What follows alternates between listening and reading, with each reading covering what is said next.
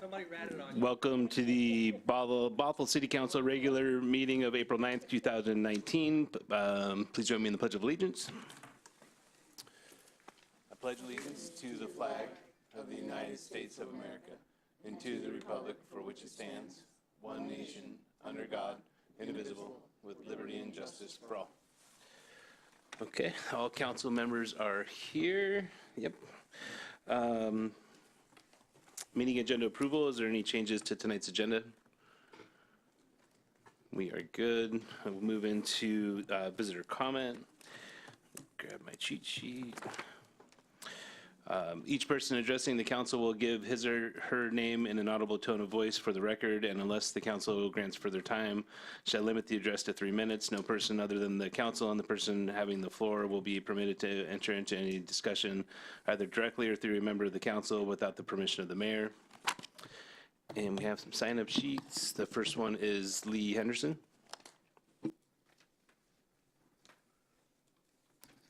Hello, my name is Lee Henderson, and I am a Bothell resident, business owner, and a concerned citizen. The purpose of my comments tonight are to bring attention to the Gateway project that will be discussed tonight on this agenda, and the process by which a decision will be reached to determine the future of the entrance to downtown Bothell. While it may be that the City Council has the best intentions, this is a complex project with long-ranging implications and is a bigger decision than 7 people should be required to make. In my opinion, this decision should be made with input from all stakeholders. For the record, in 2008, the city did a study called Imagine Bothell. The city hired a consulting firm from San Francisco who met on a monthly basis with about 50 Bothell residents, business owners, and people that cared to solicit their input on different elements of design, such as building construction, including facades, materials, streetscapes, and signage. I was one of those stakeholders. As part of the Imagine Bothell study, we formed the Downtown Stakeholders Resource Group. The DSRG provided input and recommendations to the Planning Commission and City Council. Those efforts were the beginning of the downtown redevelopment. They set the stage for the city's acquisition of the school district property where McMinimans is currently located, as well as a Junction apartment complex, Shag Housing, and 6 Oaks, along with the lower retail businesses. Any deviation from the 2008 Imagine Bothell study findings and the DSRG recommendations would not be representative of the consensus of the citizens that was reached. I ask in all earnestness that council and staff revisit the Imagine Bothell study and take those recommendations into account when making decisions on what the future of what downtown should look like. Thank you. Thank you. Next is Al Fagenbaum.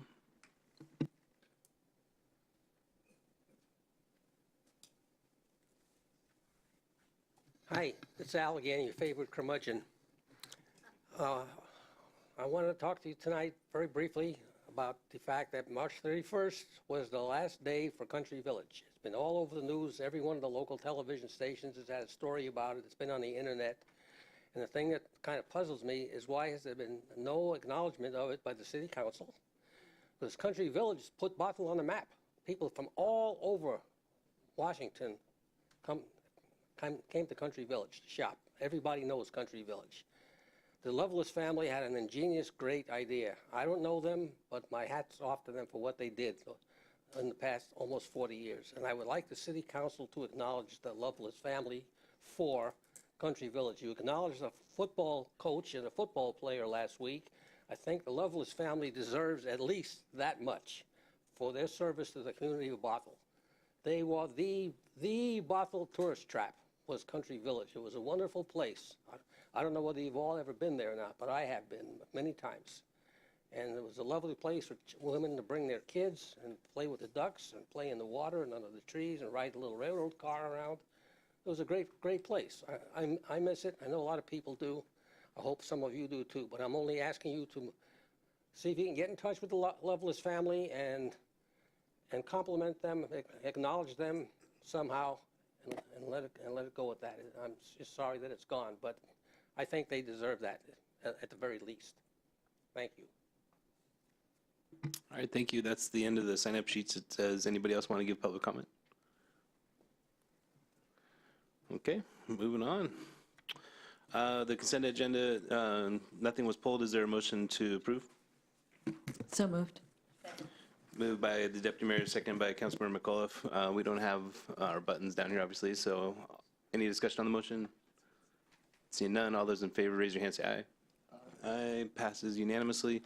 We're on to AB 19-060, staff briefing on Vision 2050. Mr. Gatterman.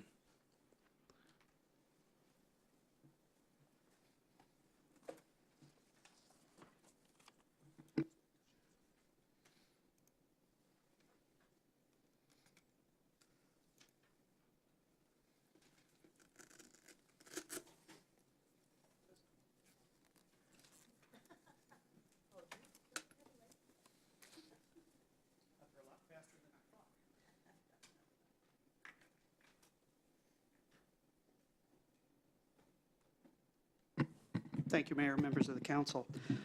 So Puget Sound Regional Council is currently going through an update of the regional plan. It's currently called Vision 2040. They're extending that out 10 years and cleverly enough calling it Vision 2050. So this presentation is actually built upon something that PSRC put together. So I'll take the credit or blame for some of the things that we've put in there as far as specific to Bothell, but the overall presentation, just to let you know, is something that PSRC put together for others to use. Oops. Helps if I turn it on. There we go. So this does build on Vision 2040, and the basic premise of 2040 was really just the triple bottom line: people, prosperity, and planet. So it's not a rewrite of 2040. It is a significant update, but it's not starting from scratch. And it covers the 4-county region, so that's King, Kitsap, Pierce, and Snohomish counties. Two of the key parts of the alternatives that are being analyzed in the supplemental draft EIS that is currently out for comment have to do with the population and employment growth that they're projecting for 2050. So they've got 3 alternatives that they're looking at, but their forecast is really, the 3 alternatives look at how they can accommodate the growth forecast in terms of population and jobs between now and 2050 and what we're expected to hit. So the forecast for 2050 is 1.8 million more people in the 4-county region than we have today.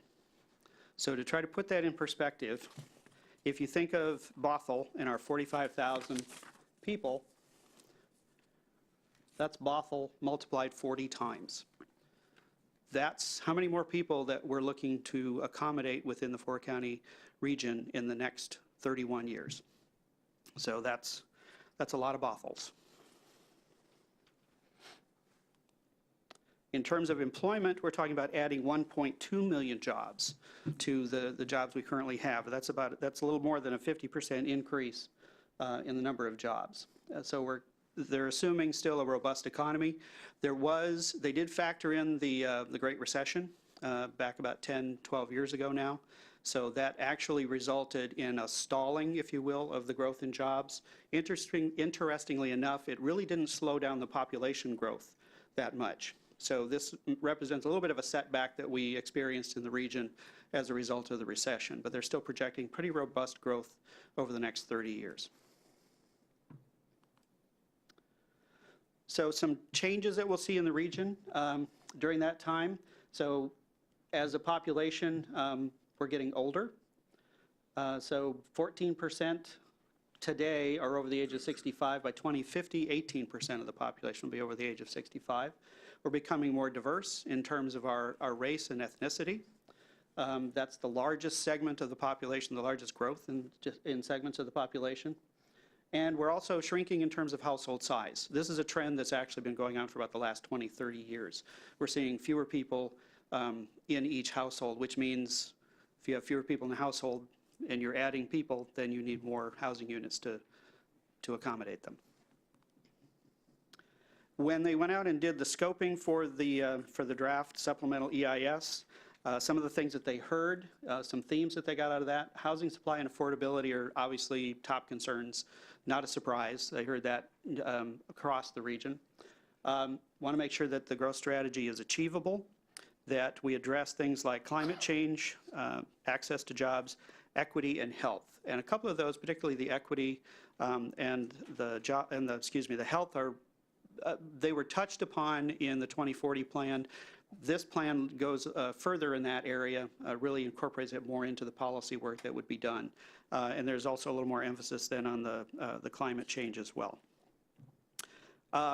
Revisiting the role of the urban unincorporated areas, we have, particularly in Snohomish and Pierce counties, and to a lesser extent in Kitsap in terms of area, there are still significant areas that are within the urban growth area, but they're not part of a city, which is one of the tenets of the Growth Management Act. So it's talking about how we allocate growth to those areas and what does that mean in terms of the impacts. Then in terms of implementation, just looking at accountability, making sure that not only just accountability, but also providing incentives to make sure that the policies are implemented, and make sure that there's also local flexibility. And again, this is one of the tenets of GMA. It's more of a bottoms-up approach to planning as opposed to a top-down approach. So 3 alternatives that are being analyzed in this draft supplemental EIS. Stay the course is essentially just a continuation of Vision 2040 and the policies and the assumptions that are in there. Then there's a transit-focused growth, which is really looking at the investments that are being made in the region, not just light rail, but bus rapid transit, increased ferry service, foot ferries, everything that's considered high-capacity transit, which includes those as well as streetcars and commuter rail. So where are those areas that are going to be served? Areas that, some of which are already served with the improvements that have been made, but there are also plans and funding in place, ST3. There are other plans for Metro's expansion of their rapid ride system. Community Transit has plans to expand their SWIFT system. So all that's factored in. And those station areas for those high-capacity transit then would be the focus of the growth that we're going to get in the region. So we concentrate more of it in those station areas where it's appropriate. And then a third, they're calling reset urban growth. So this is a little bit more of a dispersal of the growth, and I've got some graphics I'll show you in a second that give you a better indication of that. So if you want to see, and I'm trying not to overwhelm everybody with numbers tonight, but it's a little hard to avoid that entirely, so please bear with me. And if you have questions at all as I'm going through this, please stop me. So these are looking at the 3 alternatives and what the growth patterns would look like in each of those. And you can see where the growth would go in terms of population and employment. So if you look at that middle row, look at metropolitan cities and core cities in all 3 alternatives. And remember, Bothell is a core city under the PSRC definition of cities, how we're classified.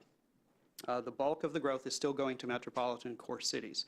But you can see that decreases a little bit as you get into the reset urban growth. So it's dispersing it out a little bit more.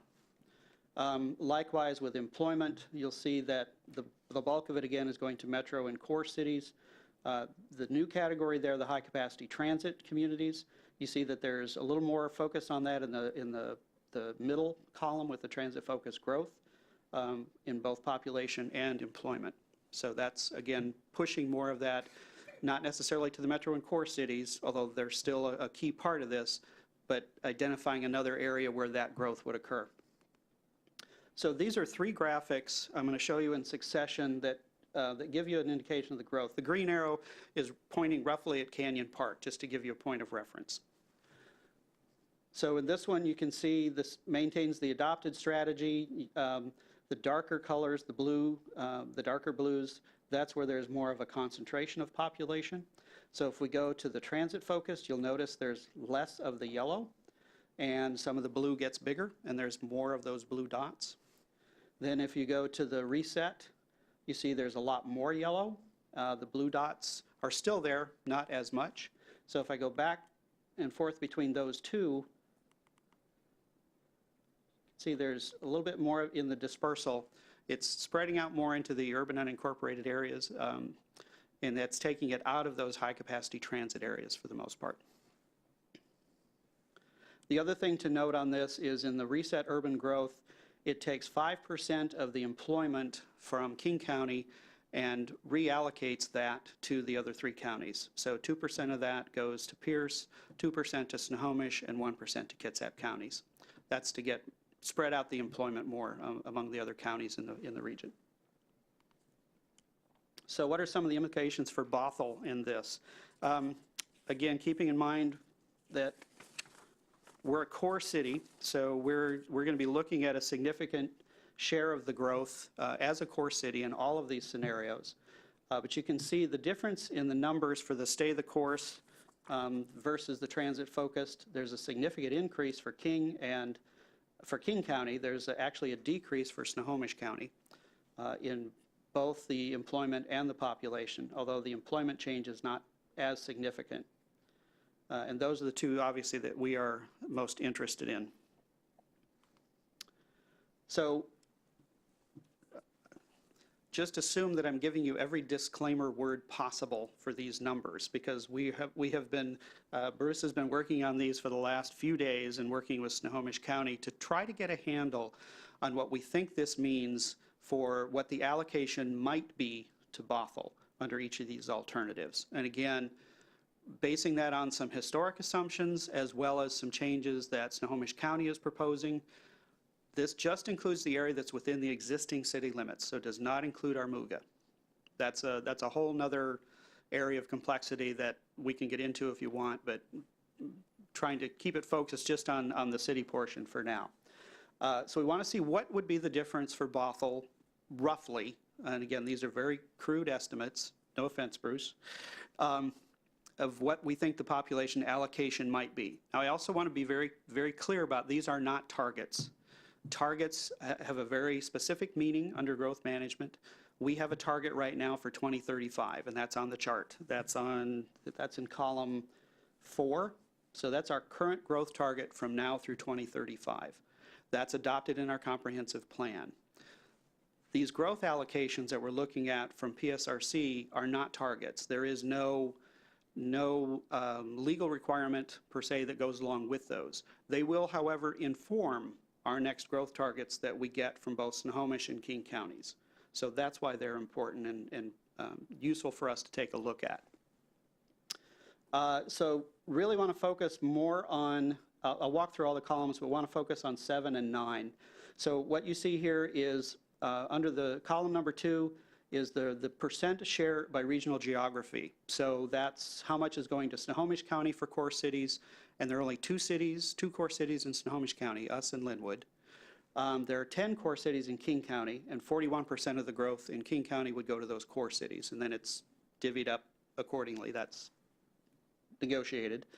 The allocation then for Bothell, I'm sorry, just for the core cities, in terms of population numbers is column 2. Our current growth target for 2035 is column 4. Our 2018 population as of April 1st of last year is column 5, just to give you an idea of where we are relative to our 2035 growth target. The current plan capacity, this is how much we have available for the additional growth that we're anticipating between now and 2035. So you can see we have ample capacity for both Snohomish and King counties. Then the next 3 columns have to do with that rough estimate that we've tried to come up with that shows what we think our allocation might be out of the different scenarios. So for the stay the course, we're looking at about 19,500 to 25,000. That would be added population allocation over our current population.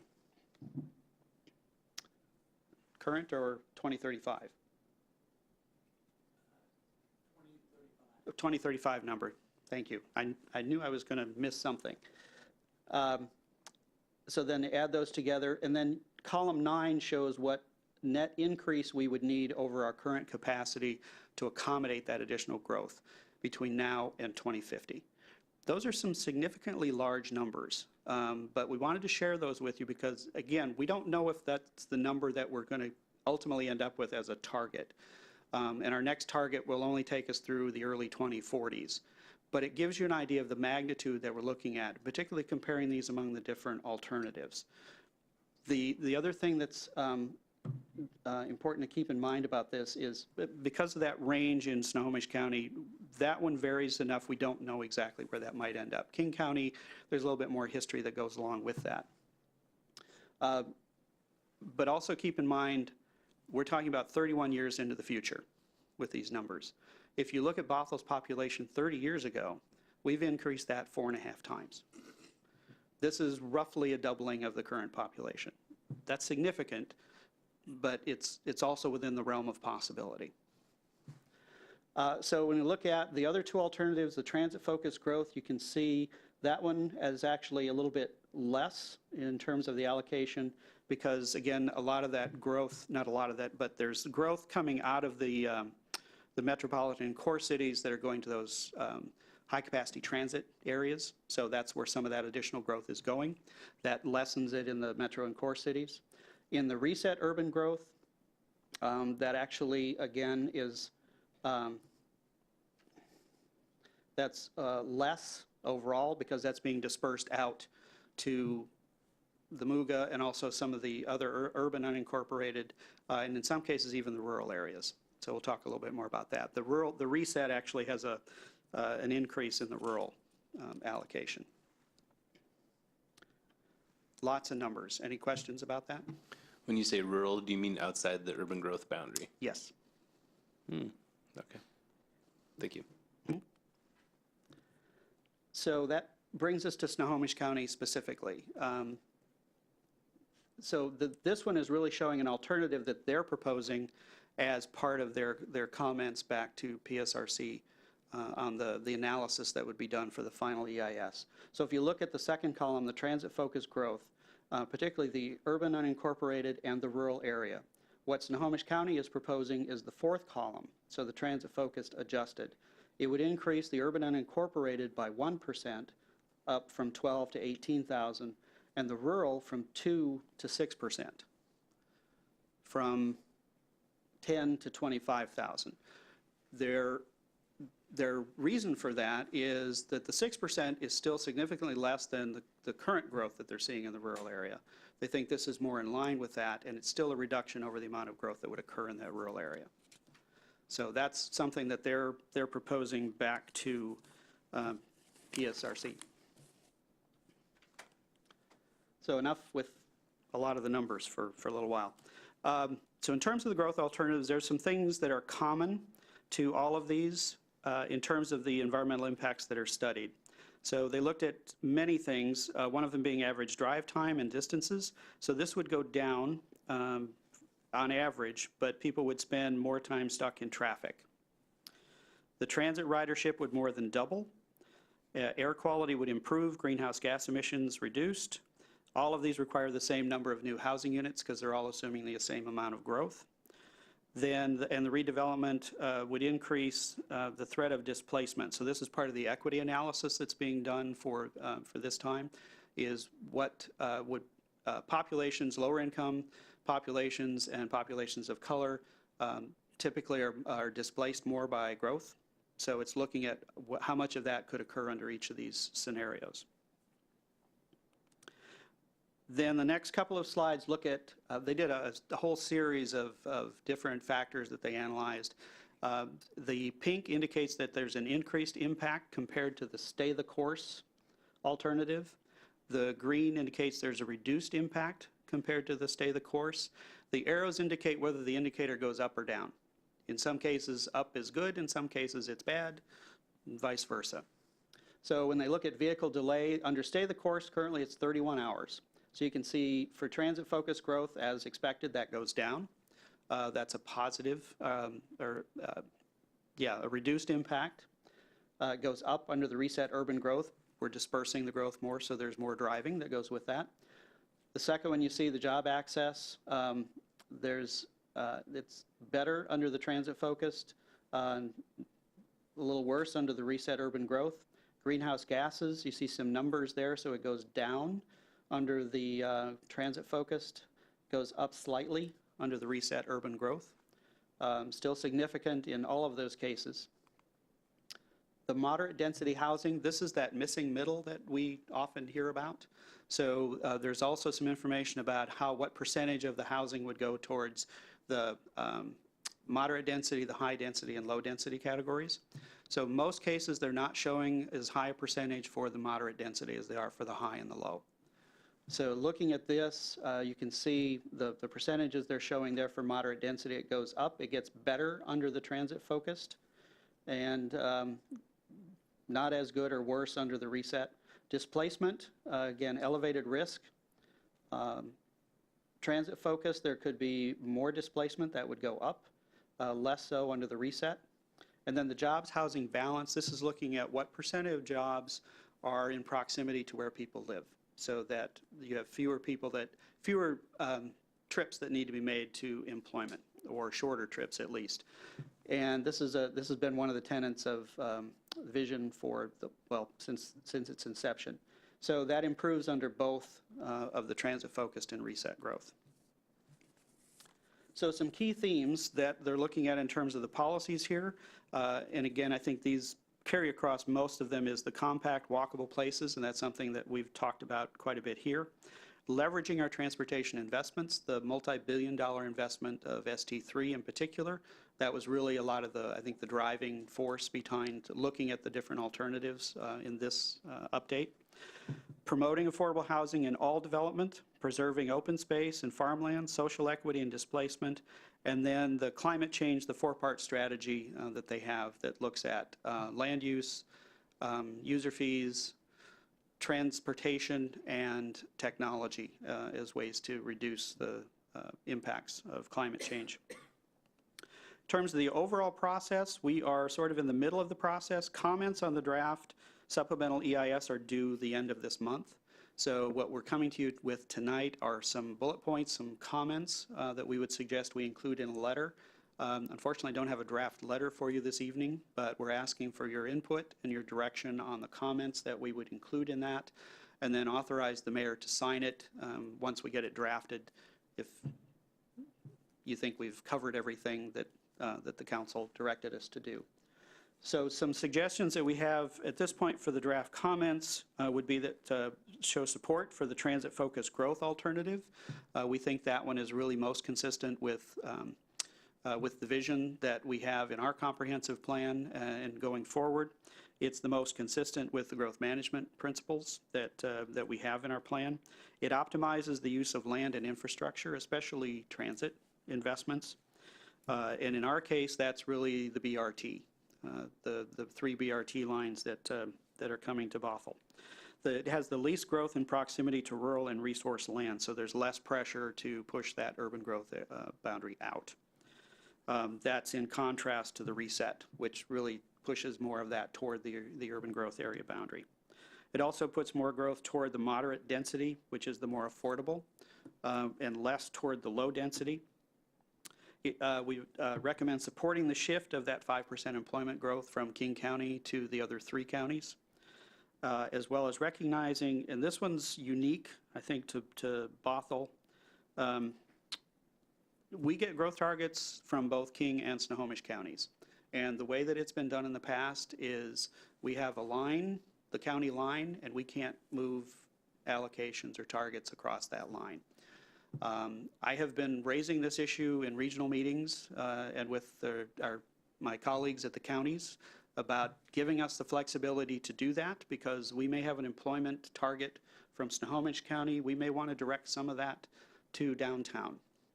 Likewise, some of the population housing that we get from King County, we may want to direct some of that to the Canyon Park area. So we would like to have that flexibility. This is a way to articulate that into a letter, hopefully a little better than I just did, but you get the idea, I hope. Also looking at some additional analysis for, particularly for the things that Snohomish County is asking for in terms of the changes, the shifting where some of that growth would go. So just recognizing there may be some pluses and minuses to that, and we'd like to see some additional analysis of that occur, both in terms of shifting more of that growth to the rural and redesignating any of that as urban. We've got the Southwest Urban Growth Area study that's currently ongoing that would expand our urban growth area just to the east of us. And then also additional analysis about shifting more of that growth to the urban unincorporated. And the reason for that is, and this is something that we've been trying to figure out, but why we need the additional analysis is, what does that mean in terms of our opportunities for future capacity within our MUGA? So if all of that is being used up at very low density because we're shifting population to that area, then that takes away our ability to really maximize the capacity of of our future annexation area, if it's appropriate in those areas. It's not going to be in all of them, but there may be some areas where we would want to do that, and this might take that opportunity away from us once those are part of Bothell. So that's what we have so far. We're asking if you have any suggestions, additions, or changes to these comments, as well as any other comments that you might like to include in the letter.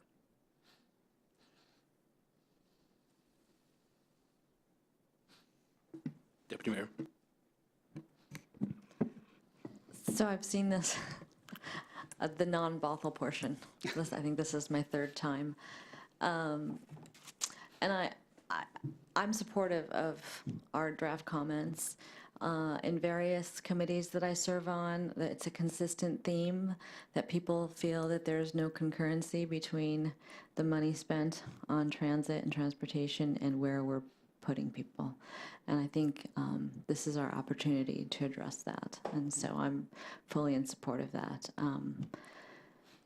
And I think it's great if we can go after having some flexibility with both counties. I think that would probably help us a lot.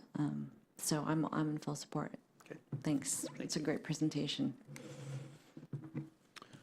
Anybody else?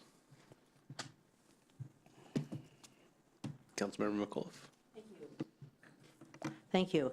And I think it's important when we look at our goals that we have for Bothell, that some of the ones that you mentioned are really important, that we have walkable places for people to live, work, and play, and leveraging transportation. So let me ask you a question on that one. Right now, we just saw that the Green Line stops at Canyon Park. Is that correct? Yes, that's correct. And what future growth do we see for that Green Line as far as access to downtown Bothell and to our colleges? I'm looking at my colleague from Public Works. If you want to answer that, or you want me to answer it? Please start answering. I'll tell you what I know, and Aaron can correct me. So there are plans to expand that line, to extend it down 527 through downtown. It would have stops in downtown, and then it would go east and serve the campus. Mm-hmm. And when you say plans, does that have any timeline on it, or is it just thoughts? What is it? So essentially, community transit is waiting for the city to widen 527 south of where there are 2 lanes now. We have been awarded federal funds to begin design of that, but not for a few years out. You'll be seeing an item coming forward to you in the next few weeks requesting a shift of that to make it sooner, to start design earlier. But I think it's still probably, I would say, 10-ish years off. Because it's a very large project and a very expensive project. So in order to phase it for grant purposes and other financing purposes, it'll take us a while. But as we see development along that corridor, we're also going to see some widening done by those developers who will be developing some of that property. Is that correct? I mean, don't we see that happening now? Right. To the extent we can, we do include that in the conversation with permitting because we don't want to preclude that widening down the road. So yes. I appreciate that. And then when we talk about affordable housing, I think we have to talk about every kind of housing we can think of. Condos, small houses on properties, everything we can think of, because we got to put as many people kind of, since our household numbers are going down, we have to think about more people having different places to live. So I think that's important. And then when you preserve open spaces and farmland, I would like to comment that I would hope that we would always see Magnolia Dairy be a farmland. It has, King County purchased the developmental rights, and it is just a prized piece of 100 and some acres that we want to preserve. But I just want to make that point because it cannot be developed under the covenant. Okay. Thank you. Pardon? Thank you. Yeah. And I think, is there only 2 cities that I know of that have 2 counties? There are, in the region, there are at least 3 that I know of. Oh, really? So Pacific, well, 4. Pacific, Milton, and Auburn are Okay. also in 2 So when counties. you are applying for flexibility, are those cities also going to be kind of wanting to do the same thing so it can be like a bigger voice? I will talk to them about that. Thank you. Anybody else? So I'm in support of the draft comments so far.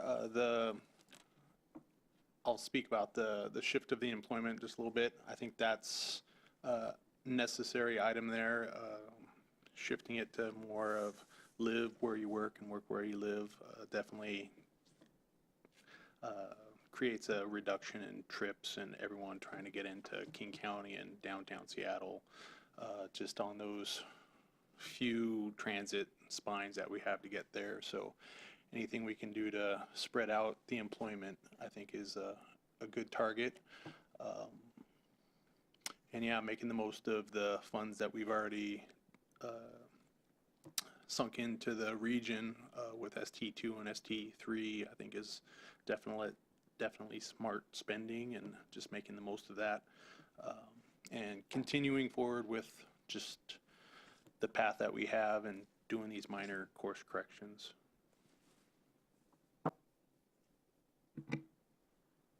Councilmember Agnew. I too am in support of affordable housing and pushing that. I'm also in support of flexibility for our targets. What you've shown us is that in the future, right now, a majority of our population is in King County, but with the growth that's going to be coming on, majority of our population is going to be in Snohomish County. So we're going to need some flexibility in that. So talk to the other agencies, more people that say the same message. Somebody sometimes hears it, but I am in support of these. Councilmember Zorns. So many choices here. I'd like to echo what other council members have said. I appreciate the forward thinking that you have on getting the balance between housing and employment. I do have a question, and it doesn't sound like it's going to be germane in this particular conversation. But for a while, I have been looking at what happens happening in development that Woodinville has done as it comes closer and closer to Bothell, their western half, and I look up towards Mill Creek, and I wonder if at some point we can have a conversation about adjusting the urban growth lines. Not where it's going into farmland, but there's a lot of territory east of us and north of us that is already paved over that I think we can make a valid comment of, can we push those lines out, the growth area lines out, and soften the impact of density. So you have more transitory areas where you're not trying to have all the density. We have buses that are going between here. We have transit going between here and Woodinville. We have transit going up and down Bothell, Everett Highway on 527. So it seems like a good fit. Our core, what defines us as a core? Can we expand that a little bit? And yes, you have our support. We got your back on flexibility between the 2 counties. Do I have any other comments? I'm sure I do, but they wouldn't be specifically to these issues, but yes. So if I could just provide a little bit of follow-up to that. So in terms of expansion, if I'm understanding correctly, I'm hearing a couple of different things related to that. Is terms of expanding to the east, there is a little bit of area that we could annex that's currently within the urban growth area. The area beyond that in Snohomish County is currently under study by the county as a possible expansion of that urban growth area, and that goes out past Maltby and quite a ways out. When we talk about going north, that area between us and Mill Creek is already in the urban growth area. There's a line there that defines which part of it would ultimately presumably be part of Bothell versus part of Mill Creek. So are you suggesting that line might move, or? Right, well, yeah, you're talking about between us and Mill Creek is urban growth, but does it have a different definition of what's required of it, that land as opposed to us being as core burden versus the burdens that are placed on it currently? Yes, it does, because it is not part of Bothell. It's defined as urban unincorporated, so it would have it has its own growth target, it has its own growth allocation under the different scenarios that we've looked at. Once it becomes part of Bothell, then it would be part of that, because we are a core city. And one of the reasons we're a core city is because we have a regional growth center. We have Canyon Park as a designated regional growth center.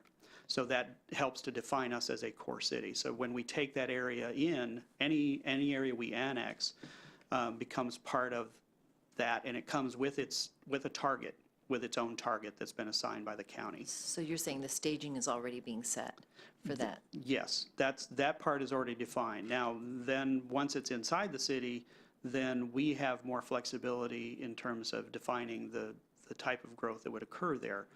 And there may or may not be changes to what the county designations are, but then it's under the city's authority to do that. Okay, so this is a rabbit trail question. You know, on the other side of Bothell, where we have unincorporated Snohomish County, and they've had a huge amount of growth, is this kind of conversation that we're going to have, is that going to put us more in a position to be able to request help for the infrastructure down the road? Because I know we have problems with maintaining our streets because there's added wear and tear on them coming off of unincorporated Snohomish County.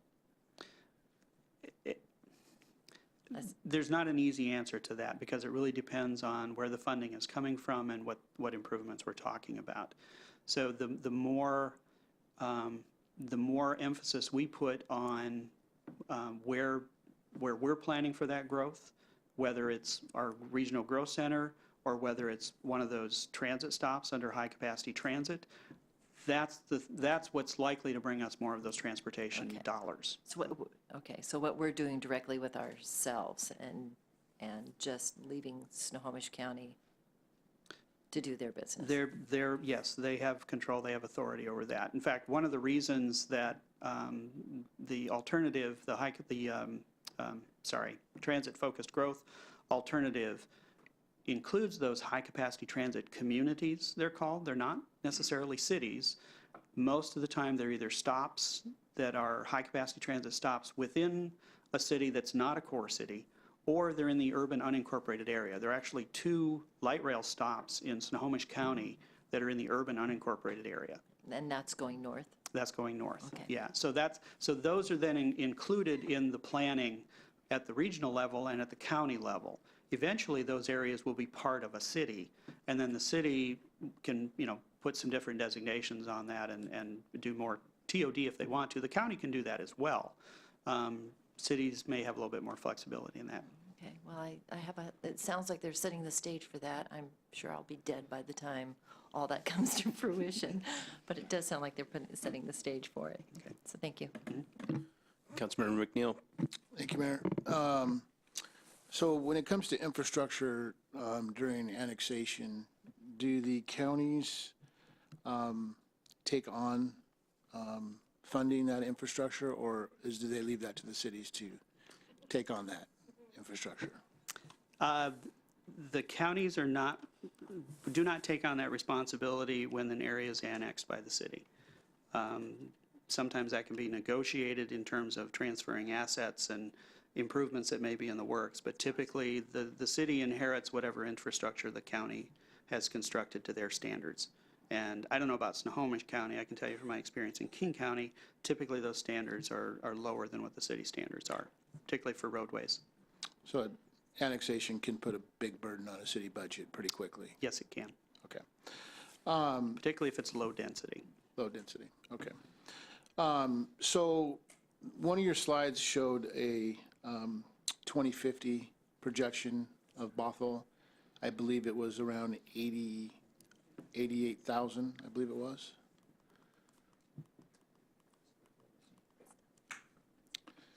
88 to 93,000. And so that is that the, so it would actually be 84 to 89 if we support the transit-focused growth, correct? We don't know for sure. That's our best guess. Okay, I can't emphasize that enough. okay. But yes, for our purposes this evening and for the comparison, those are the numbers that we're using right now. Okay, so if we're in support of the transit-focused growth, that's what we, assuming that's where the numbers would be, that's what we would be supporting. Right. We think we'd be somewhere in that range. Okay. And how accurate has the PSRC GMA been over the past 30 years with their growth predictions? Relatively accurate over the longer term. I mean, one of the things, though, like the Great Recession, that had an effect. It's one of the reasons that we do regular updates to these. So this is a 10-year update. The 2040 was adopted in 2008. We'll do another one, I'm presuming, in another 10 years. We update our city's comprehensive plan every 8 years.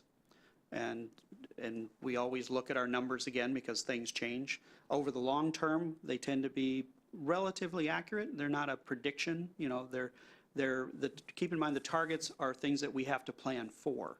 It doesn't mean necessarily that we will reach that target or that we won't exceed that target, but we have to be able to demonstrate that we can at least accommodate that amount of growth. The other thing I would add is that the Vision 2040, the estimated population growth from 2008 to 2040 for the region, I believe, was estimating that we would get to about 4 million people by 2040. So under this revision that they're doing now, they've recalculated that, and now they're estimating that we would get to 4.3 million by 2040. So there are adjustments that are made. So there was an adjustment made to it? Yes. Okay. And so based on the numbers that you've just described to us, it looks like over the next 4 years, we could potentially see a population increase in Bothell of almost 5,500 people. Over the next, I'm sorry, the next 4 years? Over the next 4 years. But if I take the total 30-year period, right, and I do my math, if I'm doing it correctly. So you're just interpolating Yeah. between the two? Yes. So before we do our next update, we could see 6,000 people roughly. Yes, we could, which would be more or less, well, probably a little bit higher than what we've anticipated in our current comprehensive plan, because under that one, we're looking at about 55,000 population by 2035. So we'd be, I think we're a little bit ahead of that right now, but again, that can change over the course of that time too. And if we allow for that many, do we have a way to say, no, we don't want that? We have to be able to demonstrate that we don't have the capacity to do that. Is that tough to do? That's very difficult to do, yes. Okay, so we're kind of bound by what the counties, GMA says we need to, the region says we need to take on? We're bound by the State Growth Management Act. The targets come from, I'm sorry, let me back up. The population forecasts come from the Office of Financial Management at the state, and those are county forecasts that go to each of the counties. And then the counties work with the cities within those counties to figure out how the targets can be dispersed among the different cities. So the Puget Sound Regional Council, the Vision 2040 or 2050 plan, helps to inform that. So the allocation of those target numbers then tends to go more toward the metropolitan and core cities. And other cities as they get larger and designate regional growth centers and fall into those categories. So this helps to inform that process. And we have some negotiation room working with the counties to demonstrate that, yes, we can accommodate this much, and another city may want to take, another core city may want to take a larger share, for example, because they have more capacity and they want to use that capacity. So there is some flexibility in that. But it's really not set up for cities to be able to say, to just shut the door, to say no more growth. Okay, well, that was the key point that I was trying to get to, is we don't have the ability here to just say, no, we don't want any more growth. Right. We're kind of bound by the GMA. As is every other city in the region. Okay. Yeah, we're all playing by the same rules. Okay. So you had a last slide up there that you wanted to get our support on. Is it possible to go back to that one? Yeah, thank you. So I am supportive of the transit-focused growth. I think it's important that we focus on transit-oriented growth. Steer growth towards the more affordable, I think is key, more affordable. Shifting the employment, I think, we hear, the deputy mayor spoke about committee meetings, and we hear often about, having to make sure people can work where they live is an important thing. So having that employment piece shifted, I think, is a good 5% to 2%. Recognizing our targets is key. I think the work that you're doing, both King County and Snohomish County, straddling both cities, I think it's important that we focus our attention as a whole of our city. While I know we straddle 2 counties, we represent an entire city of Bothell as a whole. It doesn't matter what county you live in, we represent you equally. So I think it's important that we make sure that we spread that message that we are supporting equally. And shifting the growth, I mean, Councilmember Zorns had brought up pushing some of that growth out. One of the things that we hear often is keeping the growth in and making sure that people can work, live, and play, as Councilmember Olson said. So thank you. That was great. Thank you. Now you get me. So just to restate it, so we, as a region, do this every 10 years. And the last time was in 2008. Yes. So presumably it'll be another 10 years before they do Vision 2060 or whatever it is. Right.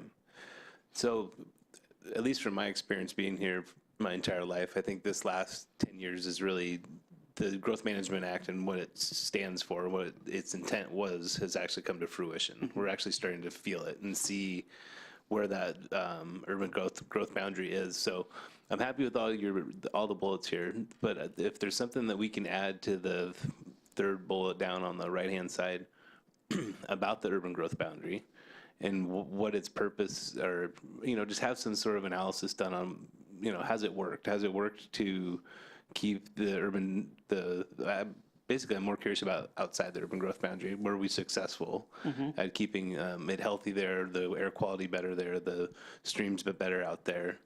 Because we're taking all the density inside the urban growth boundary for the very explicit purpose and intent to preserve those areas, so we don't sprawl like Los Angeles and those types of places. So just saying, like, more analysis would be nice. I would say that, we stand strongly with King County that we do not feel like it's appropriate at this time. You can look at it again in 10 years to move that urban growth boundary, but for now it makes no sense at all. It would cause so much traffic and congestion for our city, for people trying to get to their homes from 405 out in Snohomish County. It already is horrible. It would just make it that much worse. So, I went to the Snohomish County workshop with Mr. Blackburn, and I can tell you from the people that were there, there was, I think, 32 comments made, and you had to choose whether you were supportive or not supportive of expanding the urban growth boundary out into that area. And there was 2 that were supportive, and there was 30 that were not supportive. Mostly residents, some experts. I was there. So that bullet to me just seems like I'd like to just turn that up just a bit, because I think you'd have the support of the cities and King County and probably Kitsap and Pierce too. So, well, but maybe not Pierce, but that's my big change. Okay, thank you. Yeah. That brings us to the end of that one, doesn't it? Okay. Did anybody want to do a second round? Are we good to move on to the next item? Okay. So we're on to AB 19-061, council workshop on downtown city-owned properties. And we have, I don't have anything here. Oh, Mr. Boyd, I believe, is going to do this one.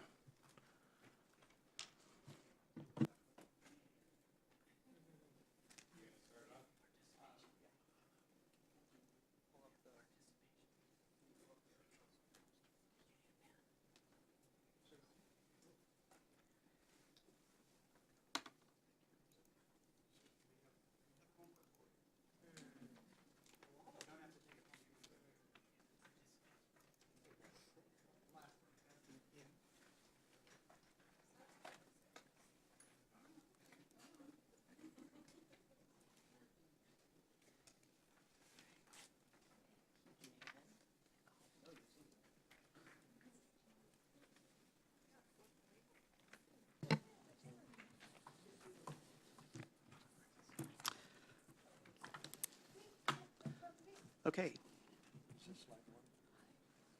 Yes, this is slide one. No, not that slide one. Don't get ahead of me now. There's one in every crowd. Okay. Think we're ready? Okay. So, thank you for taking some time this evening to help us do some follow-up work on the January 8th workshop that we did with the City Council. As you recall, we had a very good discussion that evening with the council about the 5 city-owned properties and what some of the trade-offs might be in terms of future development and use of those properties. We talked at length about lots D and EFG as the gateway parcels to the downtown and how important those are to the downtown. And there was some good feedback from, I think, virtually everybody on the council using the same or similar words about high-quality design, head-turning design, something that would really be appealing and attractive to draw people into the downtown as they're going by those parcels and whatever future development would occur there. There was a lot of good direction from the council on the other things that we talked about that evening, but we didn't feel we came away with a really good understanding of what, when you talk about high-quality design, what that would look like. So what I suggested that evening is that we would do a follow-up with you and do something called a visual preference survey. So that's what we're here to do tonight. And we have some instructions for you and how we're going to do that. And the audience can play along as we're going through this. So just to be clear about a couple of things, we're really focused tonight on the 2 gateway blocks, D and EFG. We are not proposing any changes to any downtown design standards. That is not the purpose of this. This is really about getting a better sense of what the council has in mind when you talk about high-quality design. When we get through this, we'll do some analysis of your feedback. We'll come back to you with a summary of what we've heard and confirm that.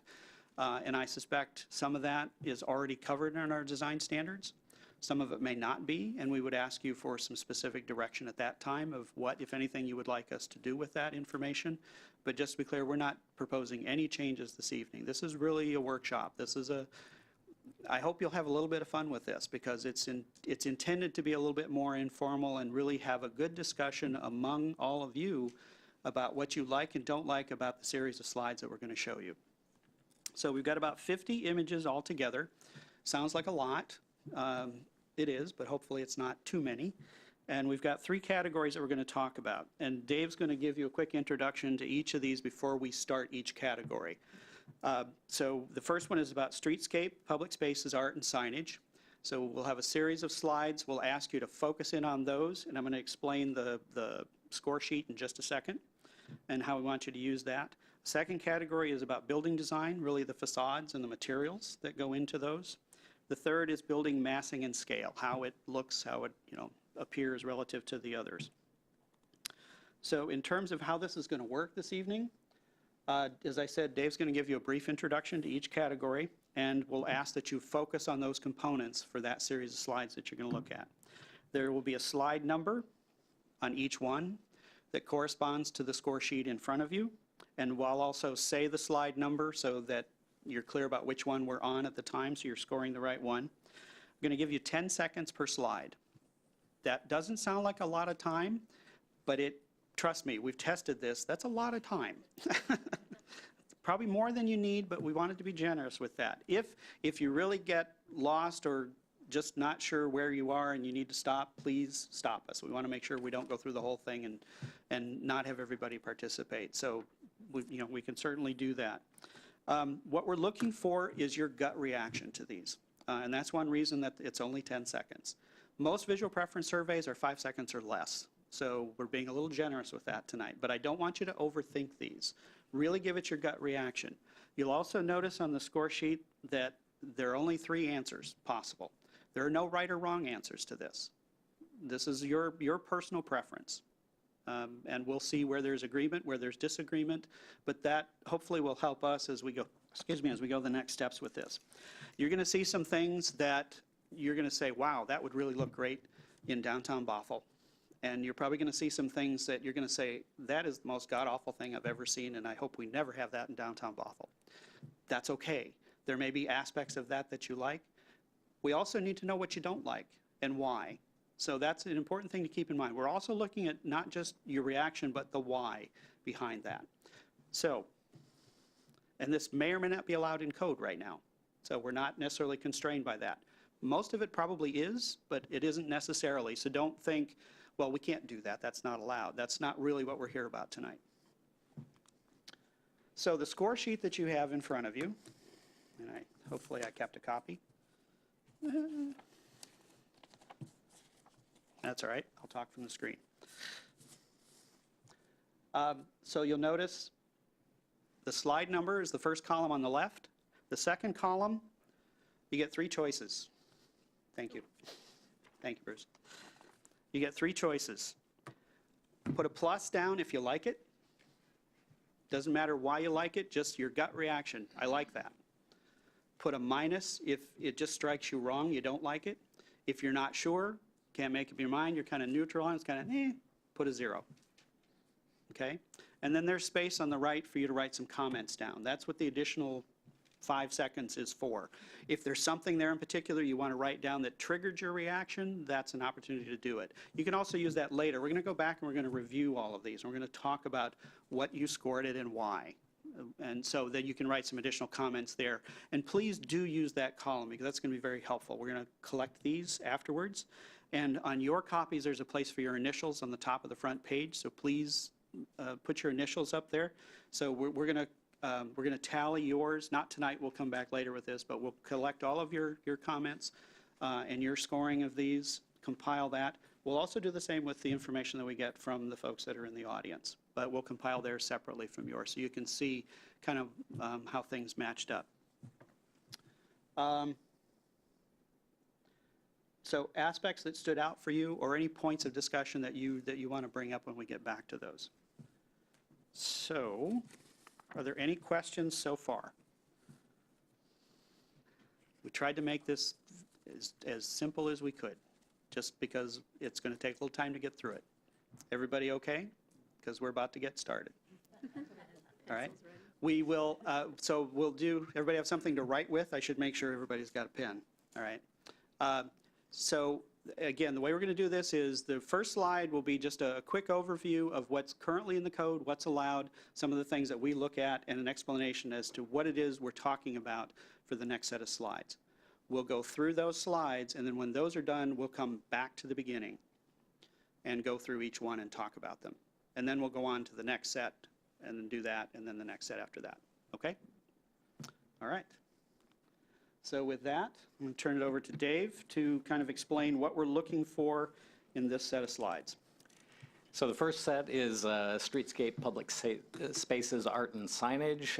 That includes landscaping, street furniture, lighting, informational and business signage. And so we're looking for how you react to the pedestrian scale and the pedestrian experience. And the images here are just images from our downtown plan showing how we regulate that. There are regulations with regard to the public frontage. That's mostly controlled by our frontage requirements. So really this is focusing more on the private frontage, how the buildings face the street, and how the landscaping and other elements add up to make a good pedestrian experience. Likewise with signage, we're looking for your input on what you like and what you don't like in terms of signage. So, any questions? Okay. Once I started, it's on automatic, so it's going to advance every 10 seconds. No pressure. Okay. Pencils ready. Here we go. Slide number 1.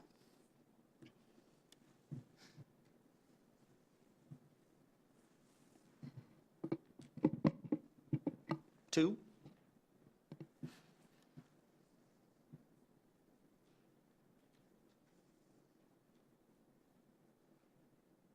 3.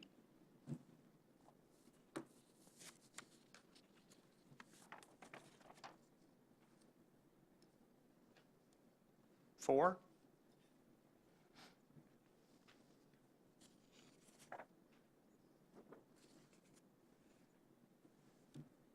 5,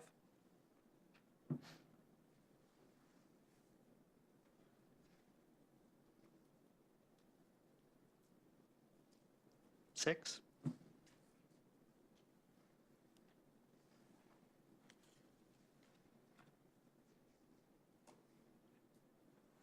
7,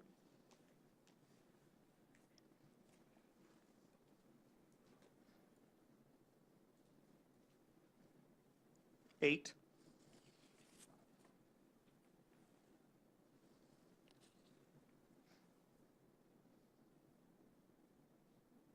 9,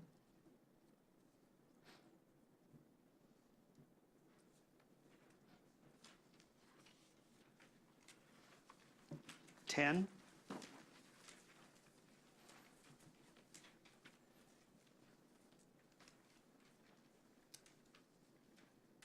11,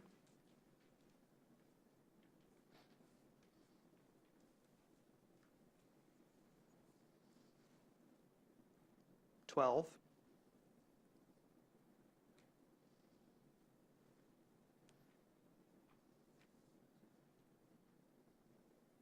13,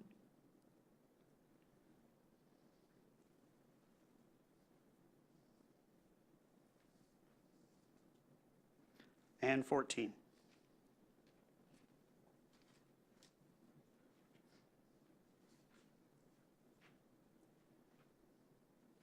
Okay, that's the last one in that series. So as you saw there, there were more residential, more commercial streets. That'll be true of the next section on, whoop. We're going to go back and talk about this group. Oh, we're going Go on to, the okay, next one. sorry. Okay. So back on number 1. How many had a positive reaction to that? Okay, any negatives or neutrals? Neutral, okay. So what were the reasons for your positive reactions? What did you like? What did you see on here that you liked, and why did that appeal to you? I liked it because it looked walkable and it had greenery. And the buildings were set back just a bit, and so there's balconies. Okay. Councilman Olson.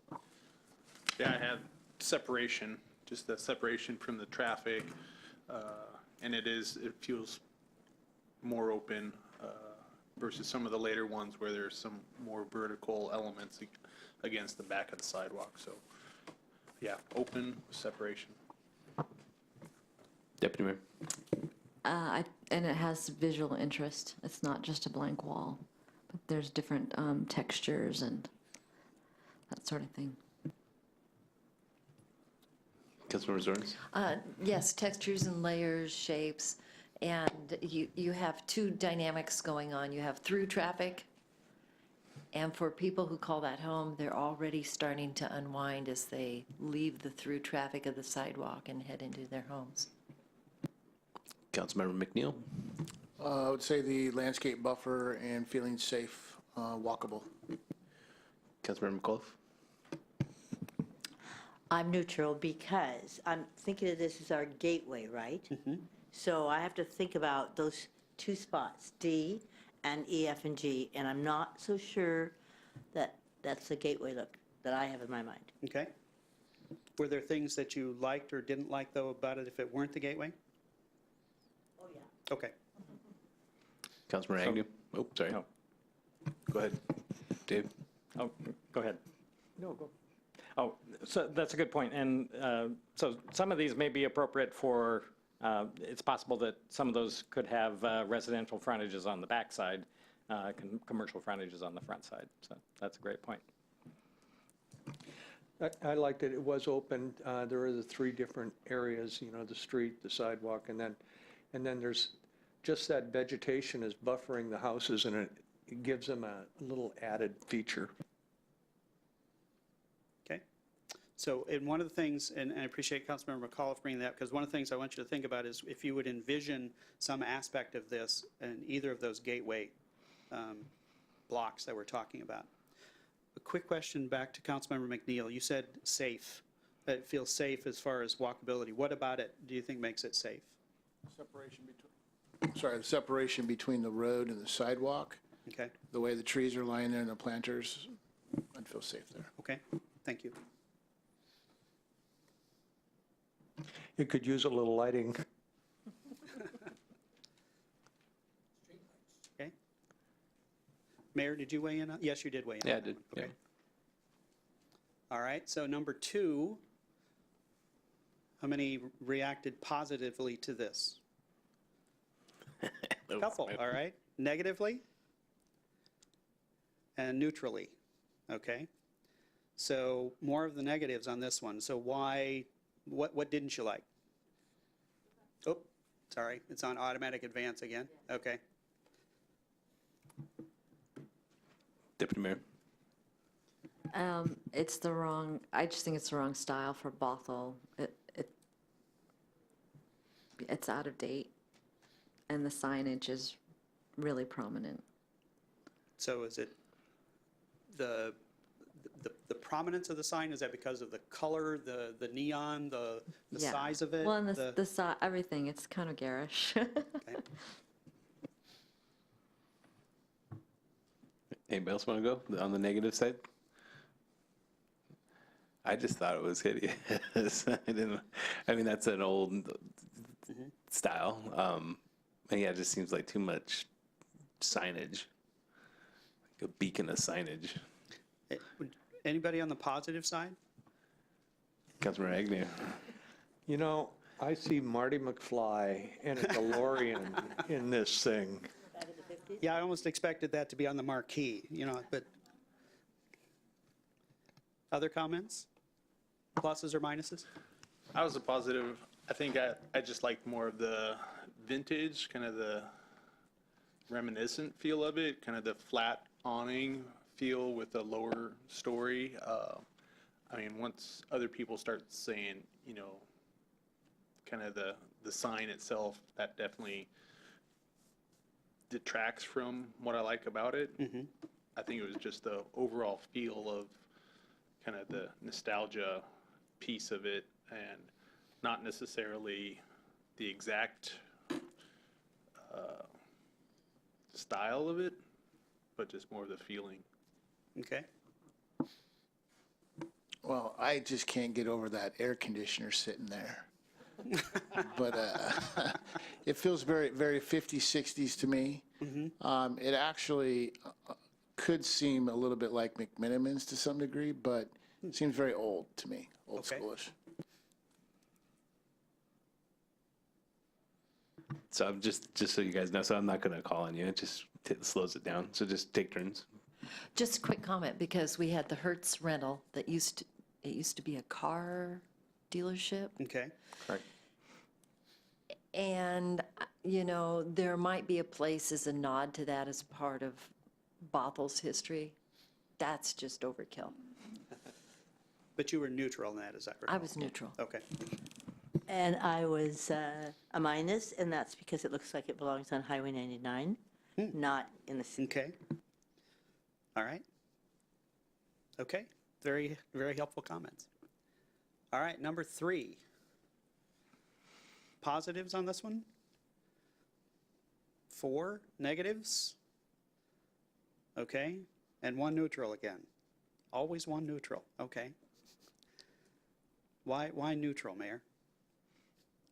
Well, there's things I like about it, but it just seems like an awful lot of payment, and you know, just a couple planters, and I don't know. It just I guess that's the negative side, but I like how it's open and obviously it's safe for your family to hang out. Okay. And we had 4 positives? I would say the piece for me was gathering place, felt good.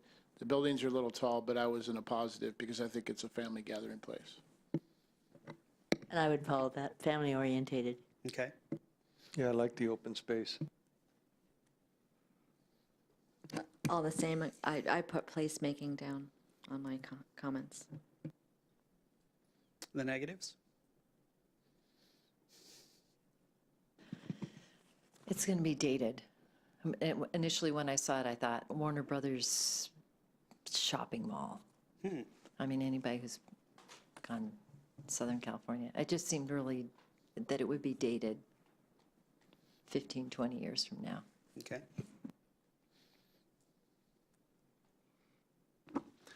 I just wasn't sure what it was really meant to be. I was just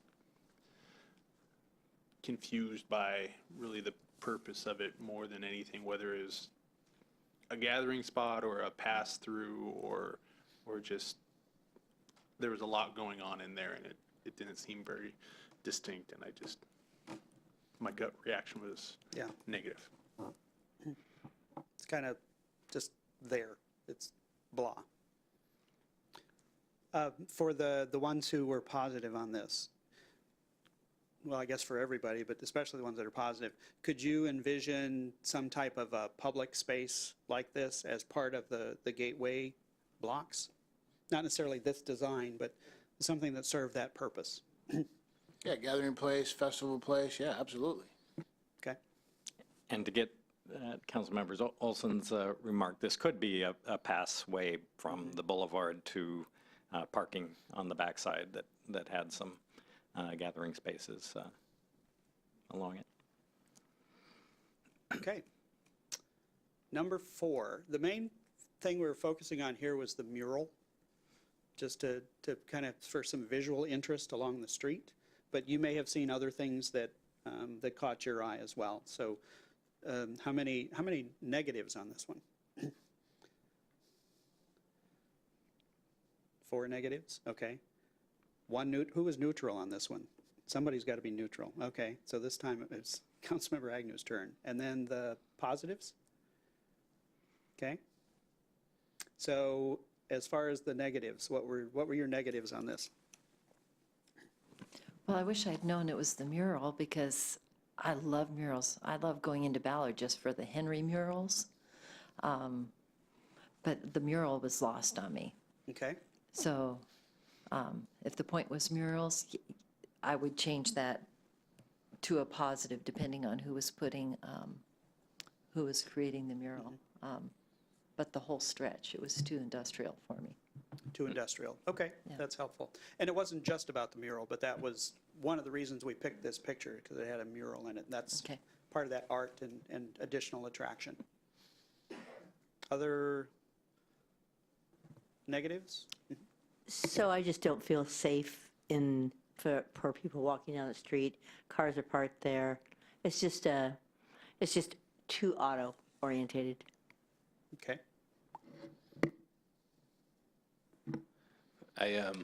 I just felt like it was just like one big wall, and I guess maybe the mural added to that, but it just didn't seem like. I guess I like it to be a little more texture to the building. I'm not a big mural fan, but I can live with them. I'm okay, but I wouldn't pay for one. It felt very contrasting to me, one newer structure versus one older structure. I got to agree with Councilmember Zorns. I got lost in the mural. I didn't see the mural. I saw the green building. First, I didn't see the mural there. But St. Vincent's is a prime example of that in Kenmore, where they have the mural on the wall. So it gets lost depending on what's around it. Yep. But, yeah. Good point. Positives? I was a positive because I focused right in on the mural. And I guess I was just thinking the back side of something could have that visual interest. I don't think we would want to design for that, but if there happened to be a backside where there was some sort of wall, I liked the color and the active. It just made me feel like energetic. Murals are one way to break up a lot of blank wall. Other positives? Cover cracks too. And cover cracks too, yes. Other positives? Councilmember Olson, I think you were the other positive on that one. Yeah, I liked the variety of it, and it kind of reminded me of the murals that we have along Main Street or some of that we already have, and so I thought it kind of evoked part of what we have already. But yeah, I don't think it would be good for the frontage or the main piece our gateway, but I think it's a good element to use for breaking up some of the backsides, or have some interest locations, or for people to go around and see and find out about on their own time. A couple of you mentioned color. What was your reaction to the variation in color? Not necessarily the colors themselves, but that's always a personal choice, but just in terms of having different colors along the street. Well, I need to go back to the mural, I'm sorry. Oh, that's okay, go ahead. But, you know, we had a committee that did the murals in Bothell, and they kind of had a history piece to them. I just want to make sure we have a mural that takes us to the Woodland Park Zoo that we didn't really want, but it's there. So murals are great, but you have to really be careful about what it looks like and what it represents. So, other than that, the colors are okay. I mean, no, I'm not into that colors. I think the architectural styles clash. Okay. Put that down in your comments. We'll collect that. And just as a reminder to the council, if you've got some other comments you want to jot down, please do write those down. Okay? All right. Anything else on this one? Yeah, it matches Jennifer's water bottle. That was not intentional. Okay, so number 5. Again, here we've got some signage. We have a little different streetscape treatment, a little more commercial along the frontage. Neutral reactions to this one? Oh, wow. Neutrals have the majority on this. Okay. Positives? 1 and a couple of negatives then, I assume. Oh, positive, okay. And 1 negative. Okay. So let's hear from our neutral parties. Things that maybe you liked and didn't like. Maybe you had a little bit of both in it. Or just overall it didn't move you. Well, neutral is that I like the idea that it's not just a straight wall going up, and it seems to have kind of a place for people, but it just isn't quite there. Okay. Not quite there in terms of, Architecturally, I Okay. guess. There's no creativity there for me. okay.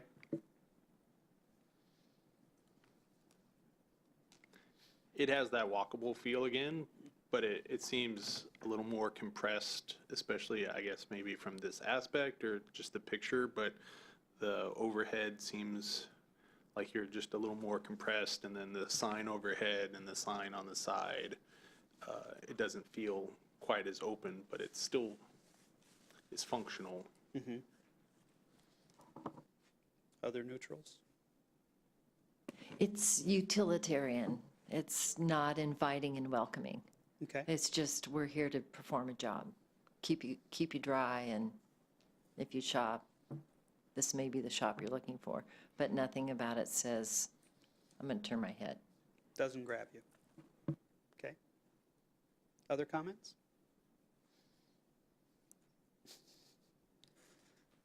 I would agree with Councilmember Olson, walkable again.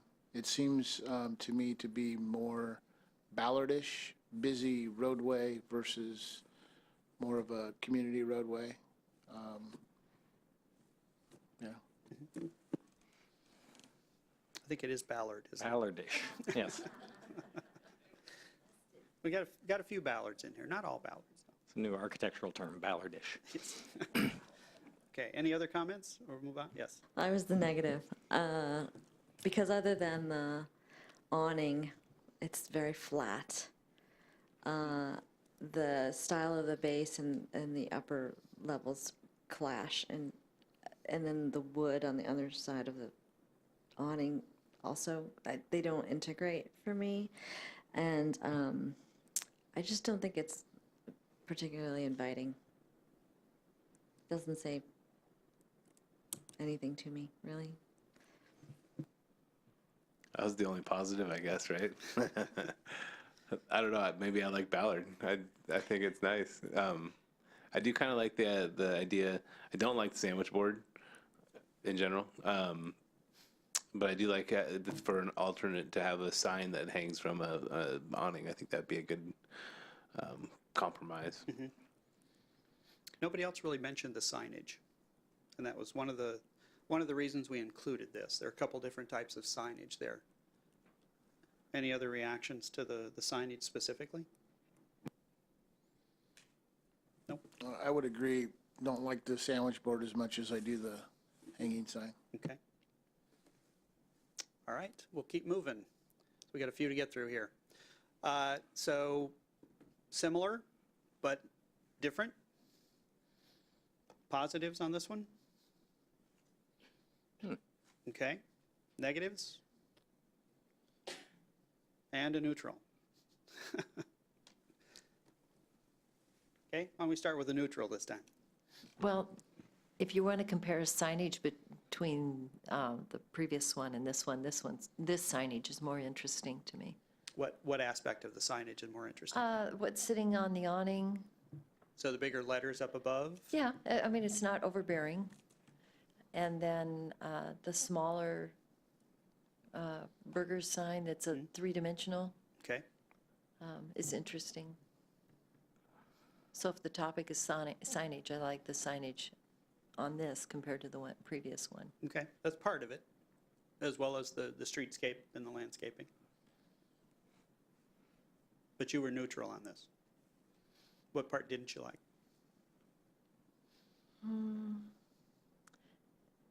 I guess it just must be the flatness of it that just doesn't say, come check this out, come check this out, come check this out. Okay.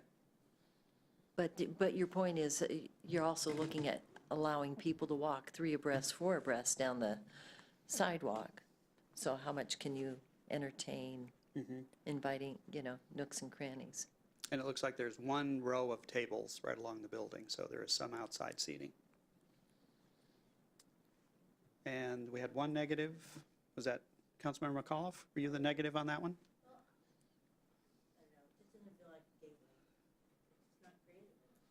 Okay.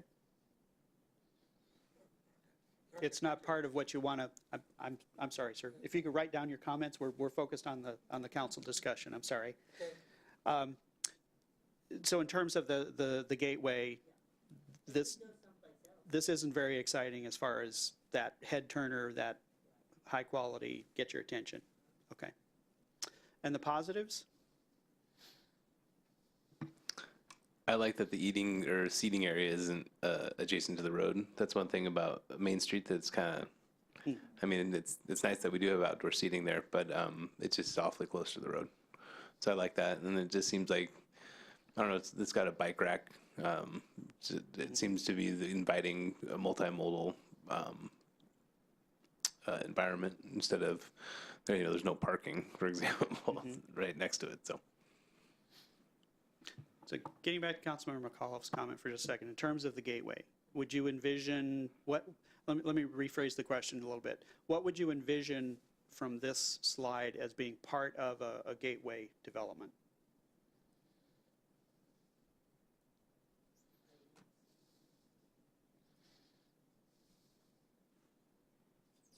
I think, Anybody? yeah, anybody. Okay.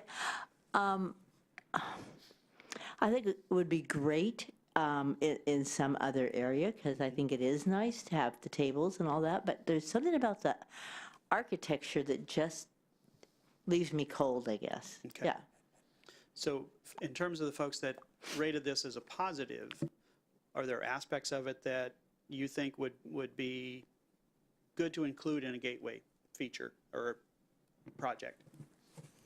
I agree with the bike racks. I could see people coming off of the trail from biking and being able to stop in and maybe have lunch or something.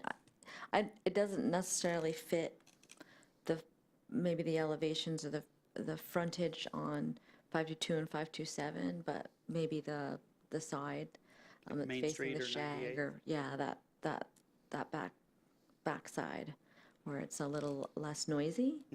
I think that would be inviting. And I actually, by comparison to the last slide, I think this architecture is much better,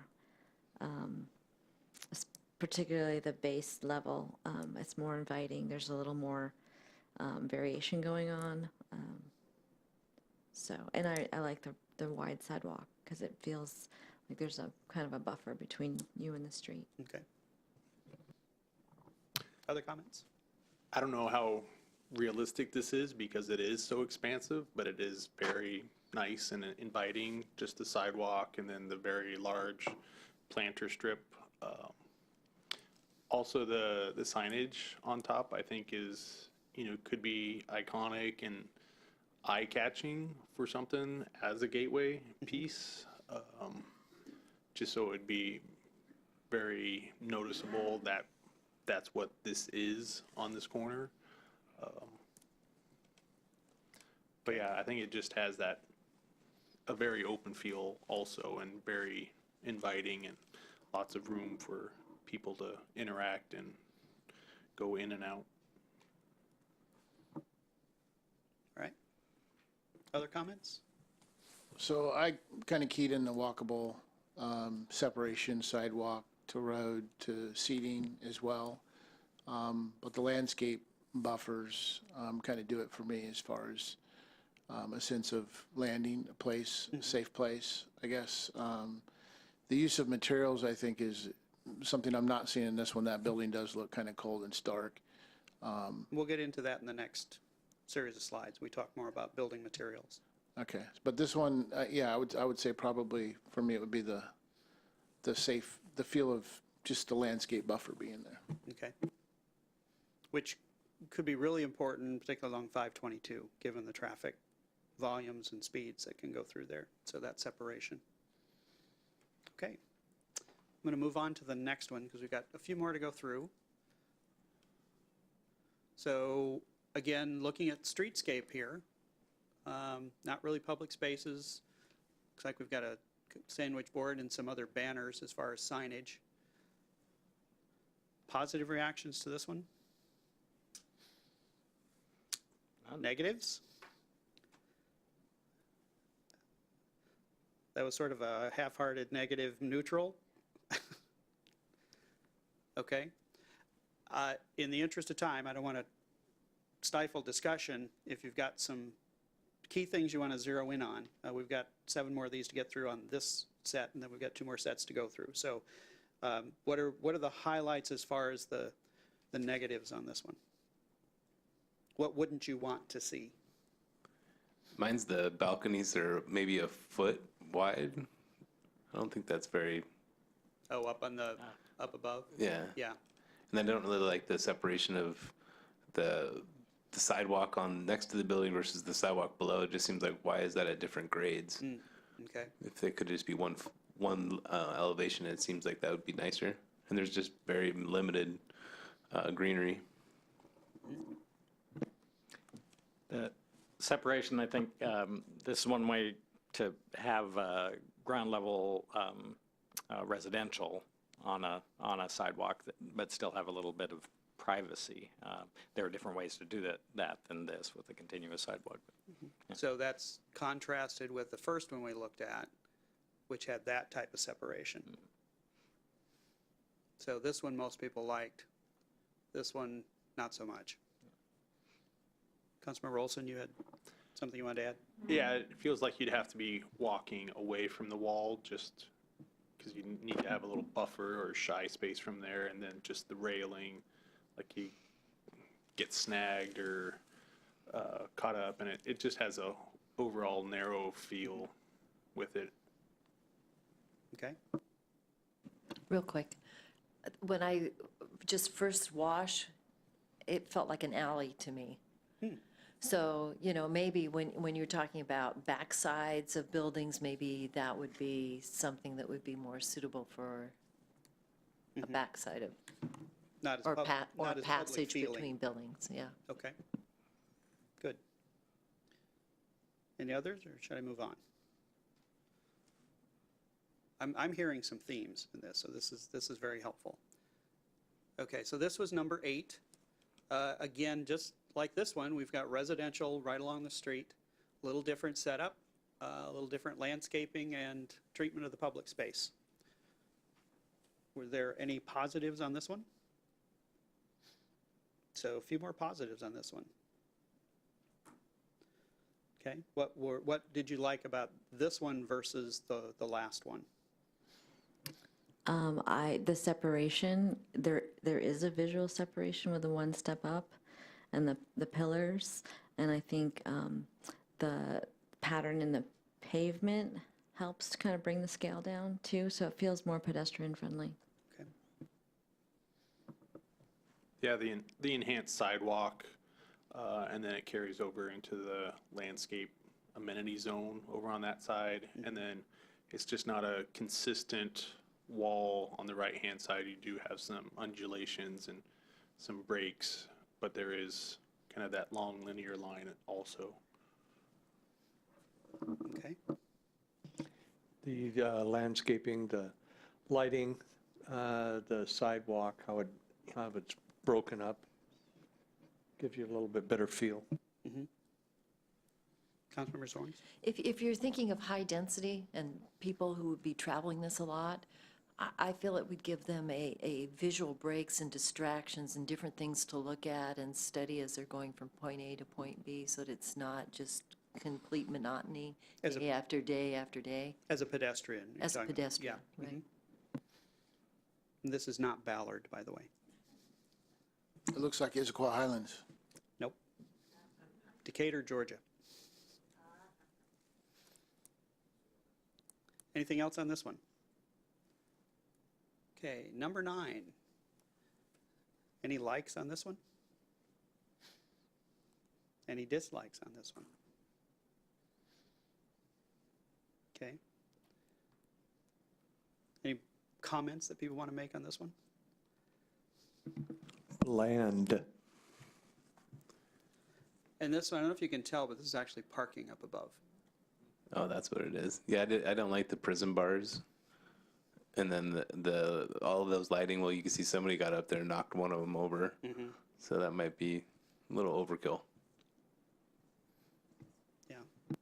Not a whole lot appealing on this one, I'm guessing. Well, we said we'd show you the good, the bad, and the ugly, so you can classify this however you think that's appropriate. This one obviously is mostly about signage, but also about signage in the streetscape.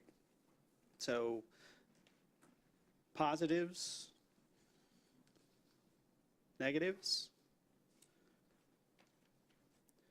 I don't think we had any neutrals on that one, did we? So any comments on this, plus or minuses? I liked it how it had the extra detail on top. It wasn't just a totally standard sign. So it could be integrated into some other art or just whatever's going on around there. Okay. Other comments? I guess I just like the idea that however it forms out in the end, that everything is in one place. So your signage tells you right in one spot where to go from there, rather than to have multiple signs. It's good, efficient wayfinding. I feel like that sorry. location just seems like the sign is like just erect in the middle of the thing, you know? It doesn't, it could be up on that wall, it could be, you know, it just seems like it's smack dab in the middle. Yeah, it may be in a planter area next to this. You can't really tell from this photograph, and I took the picture. I don't recall how it was situated, but yeah, from this vantage point, it does look like it's sort of in the middle of the walkway. I mean, wayfinding's nice, but I think in the future, a lot of people don't need a wayfinding sign to find their way. They've got it on their phone. Okay.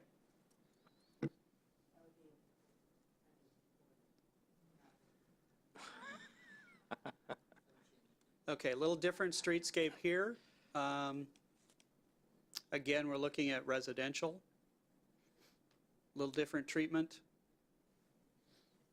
Any comments on this, let's say, different from what you've seen in the others? How many liked this one?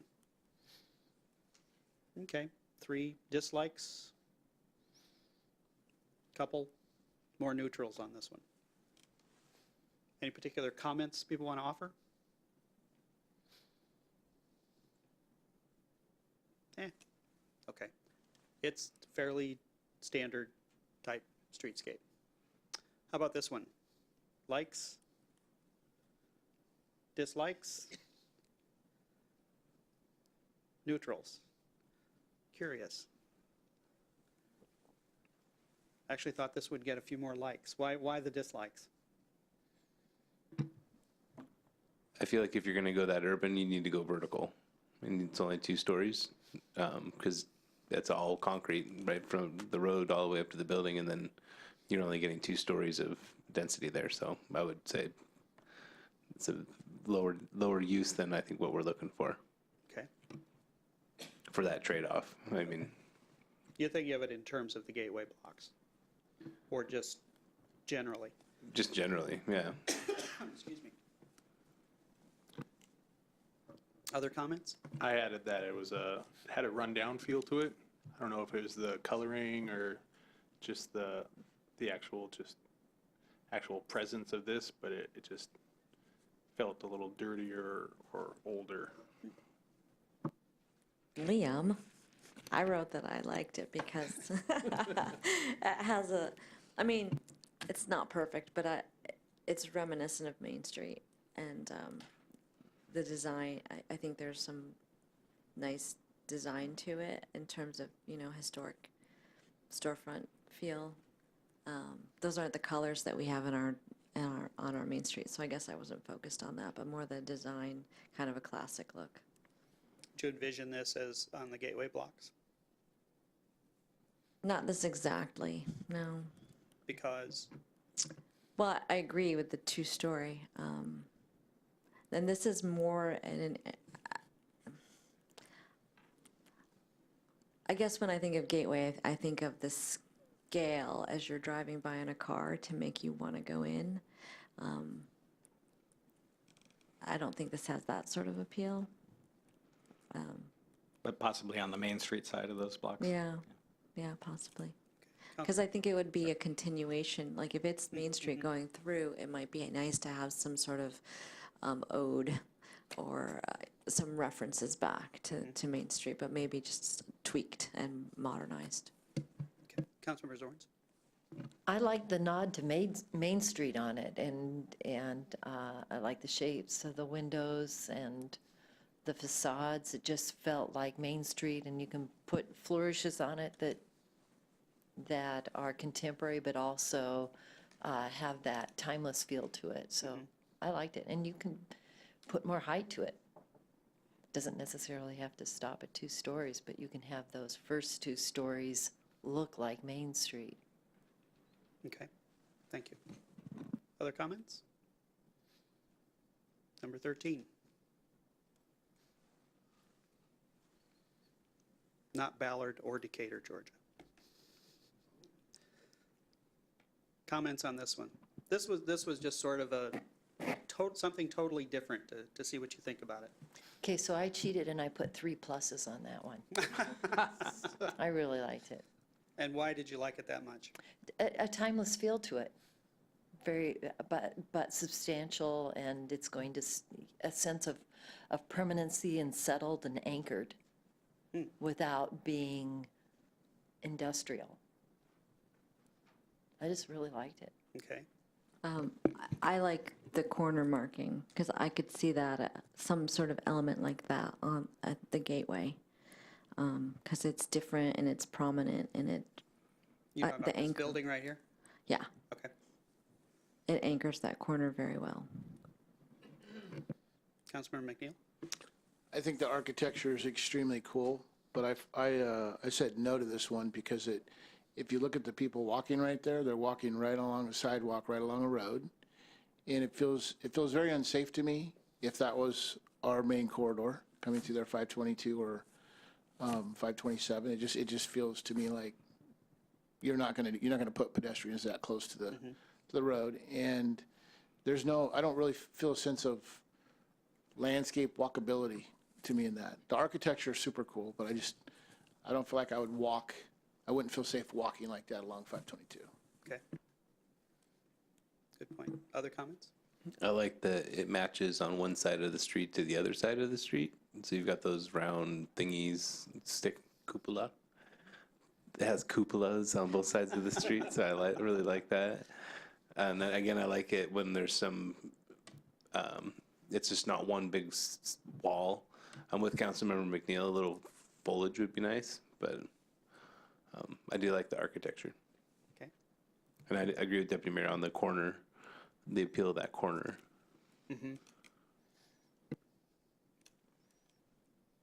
Other comments? Can't imagine 522 going through there with cars going really rapid. Right. I mean, that doesn't look like a good place for people to be walking with that, with the speed that those cars would be driving. But I do like the architecture. Okay. Yeah, this is not that type of street. But yeah, and it really wasn't necessarily about the architecture, it's about the overall feel. But that's all helpful feedback. In case you're curious, that's Cambridge, England. So it does have that, definitely has permanence to it because they're several hundred years old. Okay, and then the last one we had in this category is another streetscape. There's a little more variety in this one. Just curious, any comments different as far as this one from some of the other comments you've made about the other ones that you liked or disliked? I like the feel in this. I mean, you look at it, it just feels warm. It feels inviting. And is that because of the color, the width of it, the people? What? You know, I think it's all the above. I think it's the colors. I think it's the warm sunny day. I think it's the people walking around, the people having, you know, their lunches. You know, I like the feel. Okay. Any other final comments on this one? Maintaining those pavers looks expensive. Remember, we have some of those. Well, I think it I'm sorry, invites Miss- people to come into your town. It would make people want to stop and say, oh, this is someplace we want to feel welcome. Councilmember McNeil, I didn't hear your comment, I'm sorry. Oh, I'm sorry, so we have some of those already. But it does feel welcoming and it does feel walkable. But I would say that having that barrier on that outside, especially if you're, you know, whining, dining, eating out there, just having that barrier would make it feel a little safer. Okay. Okay, so we're going to move on to the next set of slides. If I can figure out how to do this without totally messing things up. Let me see. So here we're talking about building design, the facade treatment, window treatments, materials, colors, roof lines. Some of the images last time also, I think we got some comments on architecture, so we'll also add those to the consideration. These are just two images from our downtown plan, which has pretty extensive architectural regulations, largely on the guideline side, as well as across the bottom, some of our historic resources regulations, again, strong on the guidelines and so. Any questions before we start this set? All right, still 10 seconds per slide, and we're starting with slide number 15.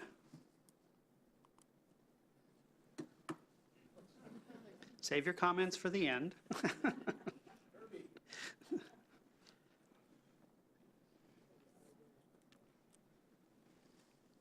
16.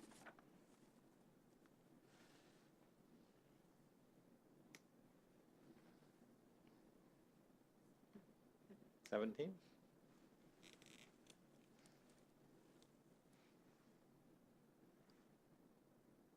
18.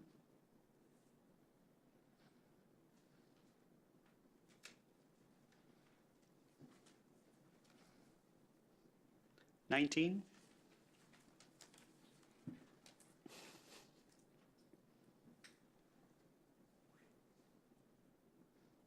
20.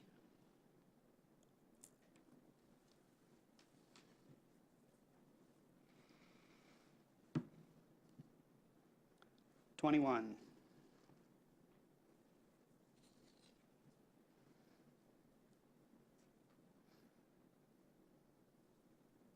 22.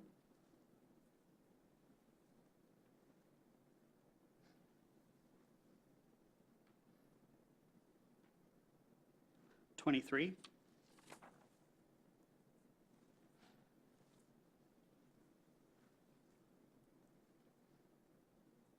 24, and this one is specific to the materials.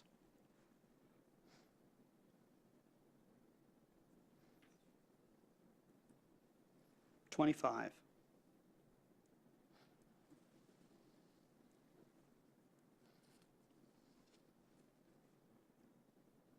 26.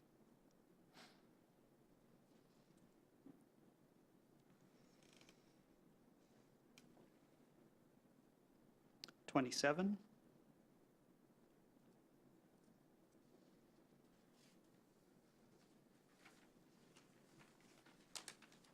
28.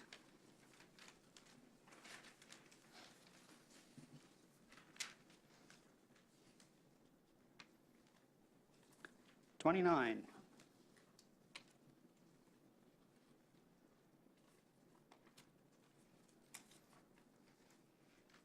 30.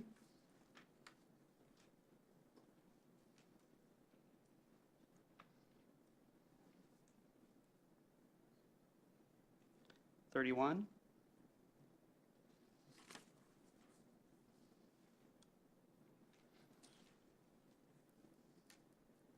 32.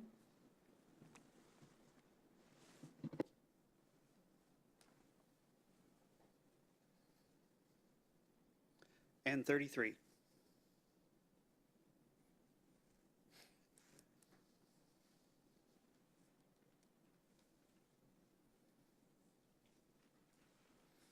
Okay, so that's all of those. Oops. So we'll go back. And you'll note several of these look very similar. This is really, as we talked about at the beginning, this is really focused on the facade treatment, the materials, windows, doors, roof lines, all the things that make up the appearance of that. So this is not so much about the massing and the scale. We're going to talk about that in the next grouping, but most of these are very similar in terms of the massing and the scale. So just keep in mind as we're going through, what we're really focused on here is more about the building appearance, the design, the treatment of that. And again, Mr. Catterman, can I interrupt you for just a quick second? please.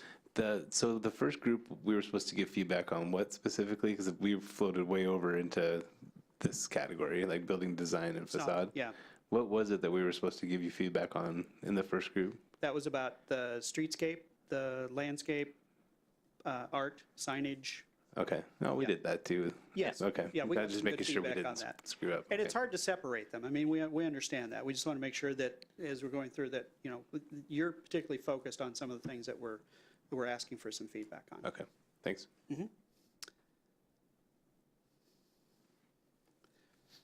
Any comments? I'm going to try to go through these a little bit quicker than the last group, so. So I think it's terrible. Go ahead. I just want to, it's just very chaotic up there. Yeah, I didn't care for it. I'm presuming not something that you'd see as sort of a gateway type project. Anybody disagree with that?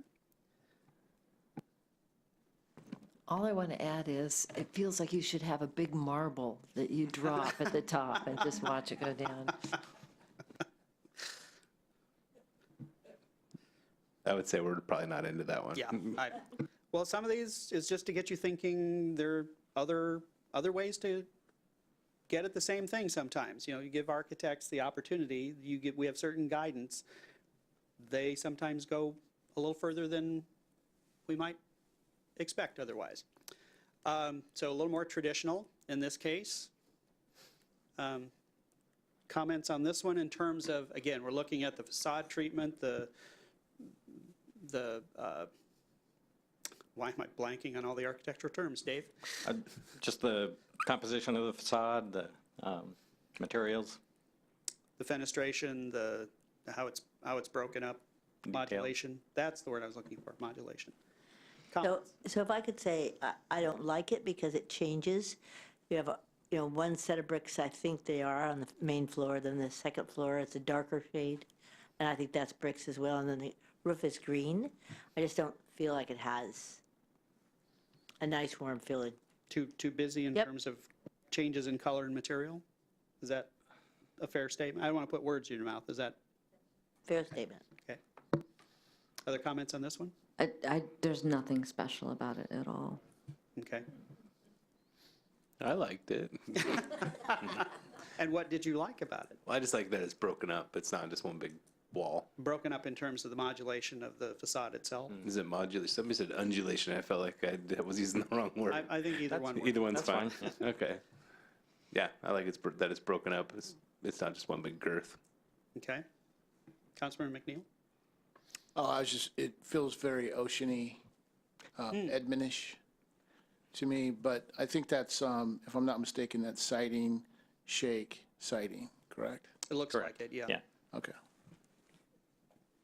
This was one of the, any of you who participated in the visual preference survey when we did the downtown plan, we've used some of the images from there. This is one of the greatest hits from that one, so people did like it. Maybe not thinking of the gateway sites necessarily, but yeah.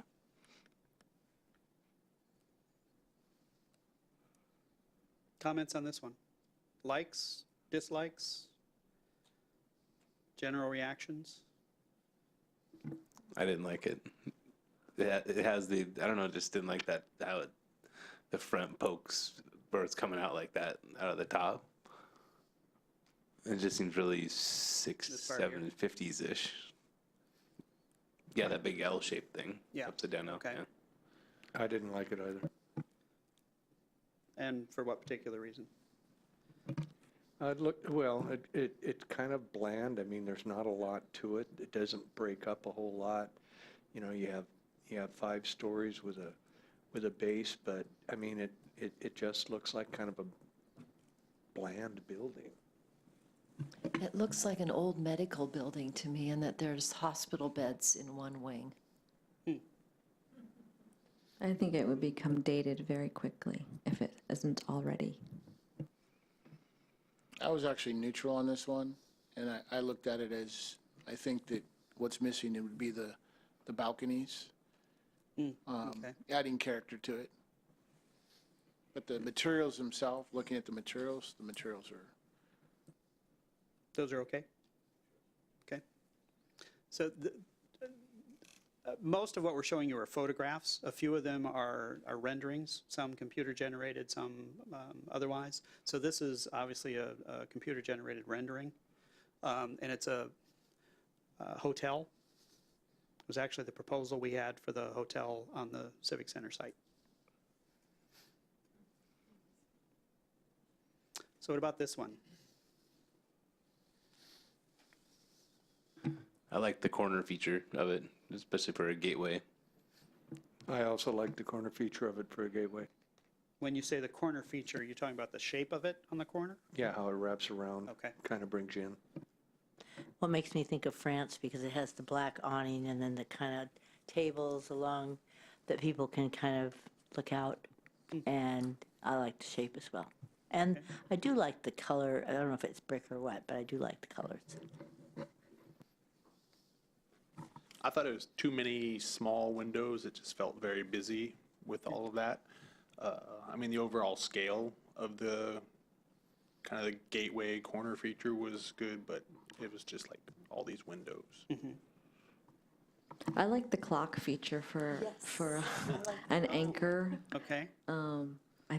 I would probably use it. Nobody wears watches anymore, so that might actually be coming back in trend. But it's analog. We'd have to teach the kids how to read it. I actually like the clock too. Kind of has that old town. Every now and then you'll see a report on one of Seattle's old clocks that they still maintain, and I sit there and think something like that would be lovely for Bothell, and that would work. But I like the windows, and I like the framing around the windows and the shape of the building. I like this a lot. And just, Councilmember Rolson, you mentioned that you didn't like the windows. Was it, you said it was just made it very busy with all of them? Did I hear that right? I thought it was just too many smaller scale windows. Just the repetition of it. You know, perhaps it was just less larger windows. Okay. Okay. Any dislikes on this one? The power lines. Those are actually for buses. Those are trolley lines, yeah.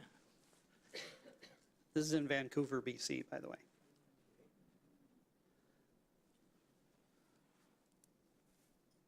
This is a local one. It's not Ballard. And this is, these are residential with street front business opportunity. So it's a live workspace. I think it's terrible. Why? The residential is completely differently styled than the storefronts. There's nothing inviting about it. There's nothing special, and I don't know what those things are over the windows, but those are terrible. I don't even know what you call those. The eyebrow awnings over the upper. Eyebrow is generous. You're talking about up above? Yeah, those are really weird. Yeah, they're like a cheap version of a shed dormer. I don't know. It just looks very cheap to me. So I'm going to just comment on the idea that I really like, the idea that people can have a business downstairs and live upstairs. So that's one of the features I know there's a couple pieces in there that you wouldn't like the eyebrows, I guess, but I do like the idea that it's got a walkway where people can walk by, stop and shop, and still people can live upstairs. I really had hoped that we would have seen that at the Mercantile Building, which was the first original plan. I think we have some of this on the backside of, is it Six Oaks? Mm-hmm. We've had some conversion of live work, well, actually, a little bit of both. Some living spaces, some workspaces. And on the side of Junction, too, on the Popkini side.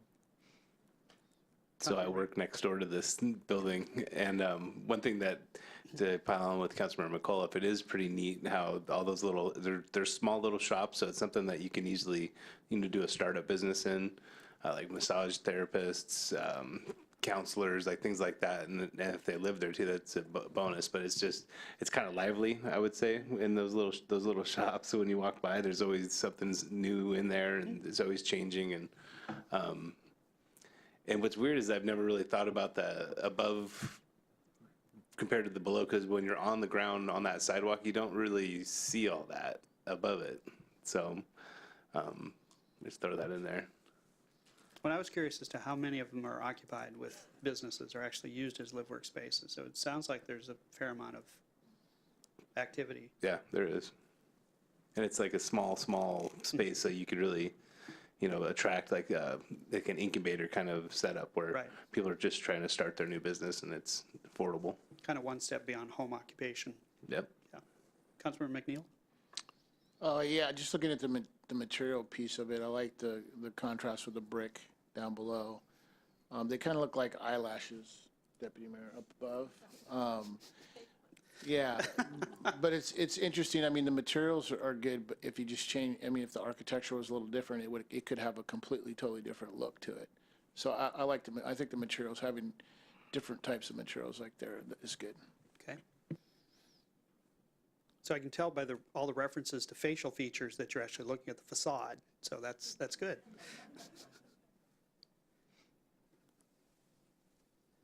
I'm presuming that this would be more of a sort of the backside of the blocks. This is not a front facing. Is that a fair statement? Okay. So number 20. Thoughts on this one? I put a plus because it has more of a timeless look with the cornices and the kind of more traditional architectural features. You focused on this building? Mm-hmm. Okay. There's a little bit of difference between what's here and what's over here, so.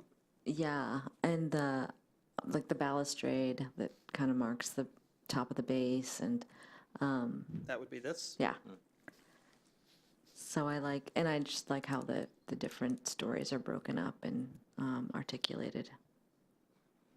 And it's great for marking the corner. Other likes or dislikes on this one? 2 thumbs up from Councilmember Zorns. I Other didn't. thumbs up? Okay. I didn't like it. Okay. Just for the same reason, if it's going to be that urban, it should be more than, what is that, 3 stories? Looks like it's 3, yeah. Yeah. And if you put that much space aside for that big of an open space, it should go up more than that. So if it were taller, Yeah, I'm not real big on the how would you be okay facade with the too. facade? Okay. Yeah, just kind of yeah.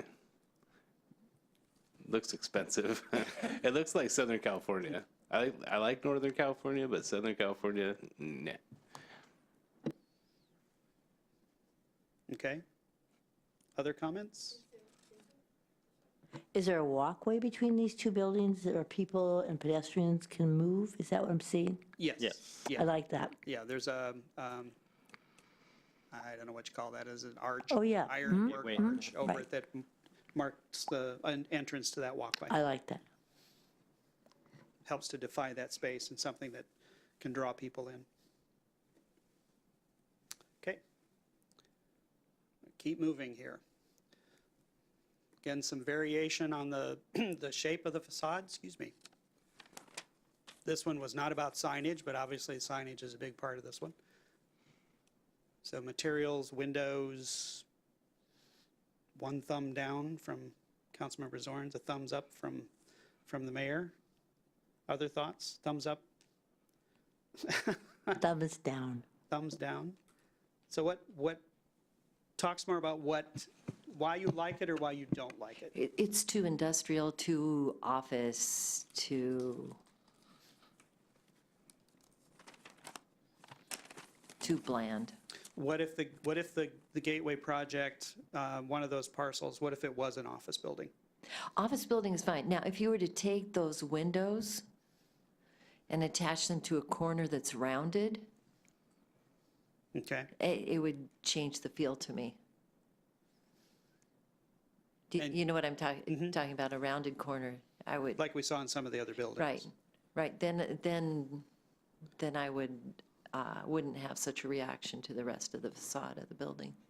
And this one's concave on the corner versus convex, which is Yeah, what we what's had with in the that? others. Okay. That's the design. Just creates a little open space there at the corner. Yeah. And you said something about the materials. Was that the industrial comment? You thought it looked industrial? Councilmember McNeil? I actually like the materials. I think if you just adjusted where that concave is on the end and made that towards the corner, it completely changes the architecture of that structure. So the materials is kind of what I'm focusing on right now, and I like the materials. I think if you add the landscape buffer, it completely hides some of that. So, I mean, the materials themselves I like. I put neutral, but it's kind of growing on me as I look at it. I like the integration of what it looks like to be a retail base with more of an office upper. It's one of the better examples that we've seen with that integration, I guess. For the retail and the, Yeah, for a retail base and then it looks to be a different use up above. okay, you're talking about the integration vertical then? Right. Not the integration with the street, but Right, the no, rest of just the building? just Okay. the building design. I like the materials, not like in the Century gigantic sign on the side of it, but I do like the rest of the materials. And concave, that's a good example. That could work just like a convex, or that's convex, sorry. That's concave. That's concave, okay. I'm not an architect. Yeah, once I got past the sign and looking at the more of the building and the materials, it's growing on me as well, in more of that retail with business on top. I mean, I could see something like this as a corner building, as a gateway, whether it's concave or convex. It could have some open space on one of the corners as well. Okay.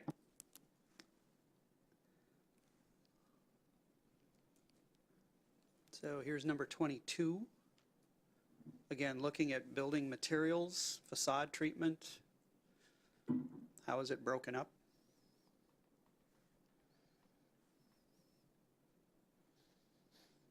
I don't like the materials between the base and the upper end. I think it's very obviously residential up above, and it doesn't look permanent or timeless in any way, that what we're going for that D and E, F, and G block.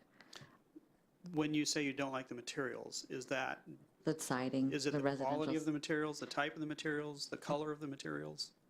I don't like the color. I don't like the design. I don't like the siding. So there's a lot I guess I don't like. Other than that, it's okay. Other than that, yeah, it's fine. It's just not a very high quality design, I guess I would say. So one thing I'm noticing for me is that when we have porches or decks, I think that helps break up the building, and I think it makes it a lot more livable for people. I really don't like it when the deck really shoots out of the building, but I feel like this one's like partially out, and then it's like wrapped or something, so it doesn't look like just some wire or iron, rod, little tiny porch that's a foot wide. Like, it looks like it's got space there that you can go outside and hang out. Okay. And I don't mind the change between the lower part and the upper part. I think that's kind of common nowadays. To have, like, if you want brick, you put brick on the bottom, do that above it. Well, and one thing that this one does compared to some of the others that you've looked at is there is a bit of a step back for the residential portion above that first floor retail. Yeah, and I think that's nice too. Okay. There is one thing, though, that I noticed on when you look at Lake City, and they have some of those patios like that. If the sun is setting, it's really hot. So that's one of the things you have to remember is where is that sunshine so that people don't really have a hot patio. And Yes.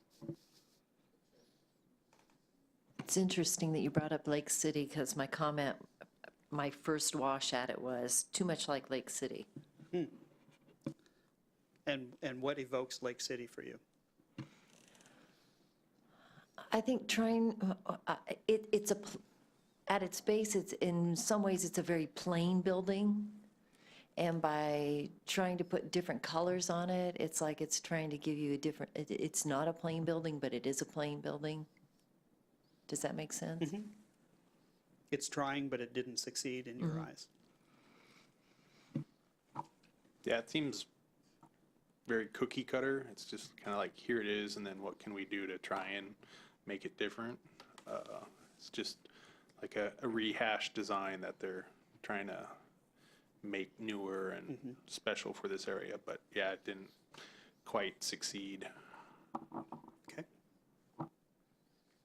I guess I'll go. So I actually when I'm looking at this picture, I like the materials. I think the materials are fine. I look at this picture as the angle in which the picture's taken.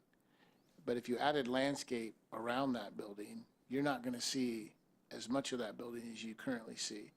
And having the shops down below like that with the different materials kind of gives you a sense of you're in your own little business or your own little environment in front of each one of those different shops. So. Would you see this as on one of the prime corners, or maybe one of the secondary or other corners of those blocks? I could definitely see it on a corner. Corner to 522, I don't know. I feel like it's missing something up above, all the way up on the corner. Right, that's the staple of the gateway, right? But I mean, that can just be an architectural piece. So I'm looking at these buildings from a material standpoint. I'm not looking at them architecturally, because you can use those same materials and have 100 different looks, right? So I think that the materials themselves work. Yeah. Thank you. You know, I like the materials, I like the step back, but it looks like 70% of the buildings that are going up right now.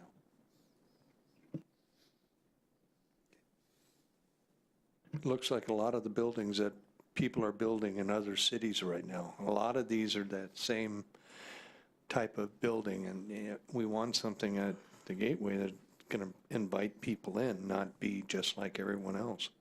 I'm not saying we build a huge facade, but Something that sets it apart. How about that? That's different. Good different, bad different, neutral different. I thought that looked messy. I liked the mess. I liked it. And I didn't think it looked like a gateway. Why not? It just feels like it's not warm, it's more commercial feeling to it, and from the street, you wouldn't, doesn't invite you in. Okay. I like what they're trying to do, but I don't think they quite made it work. I like the idea of a block being broken up into different different little facades. You think that's what they were mainly trying to do with that? I think that's what they were trying to do. Like, it kind of works from the red and the green, but then that portico or whatever you call that covered walkway, it's like a different style. I don't know. It's a little too different, maybe, than the rest. Or maybe the green and the red are too different from the rest because it looks like they marched down the street. Anyway. Other comments? I don't know. Dave, do you know where that is? No, I don't. I'm thinking California, but I'm not positive. It's on Fulton Street somewhere with an Albertsons. We were trying to figure out where the Albertsons entrance is because we couldn't figure that out from the picture.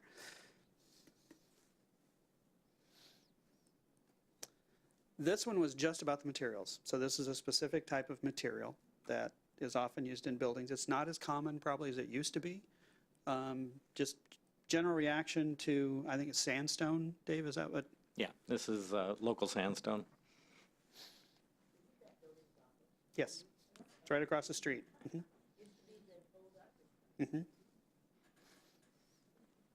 I like it in moderation.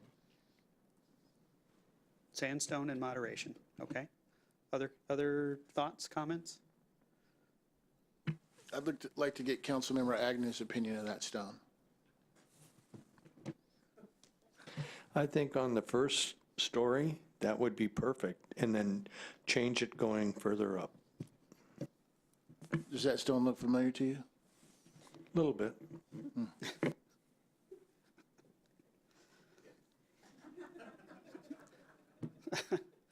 I'm sure there's a story there. We're going to move on for now. Very different type of material here and different type of design on the facade. This also has a rather Southern California look to it. Thoughts on? So I don't need to say that again, right? Is this stucco, Dave? Is this fair to Yes. describe as stucco? Yes. Yeah, definitely not Bothell. I think it'd start growing algae in a month or so.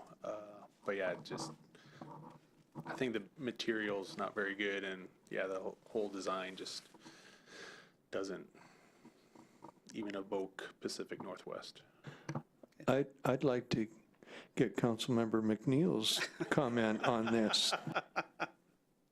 Let's just talk about algae and stucco. Anyway, the color isn't appealing, but stucco is used a lot in our area. Yes, it is. So. I kind of like it because you're talking about right across the street from the slough. So you like the material or the color? Well, or if the stucco design? if you think stucco can wear well in the Pacific Northwest, it's not going to get all green and nasty without. I have a stucco home. Well, then I love stucco. But I sit there and I think with the slough right across the street, this kind of has a beach feel to it.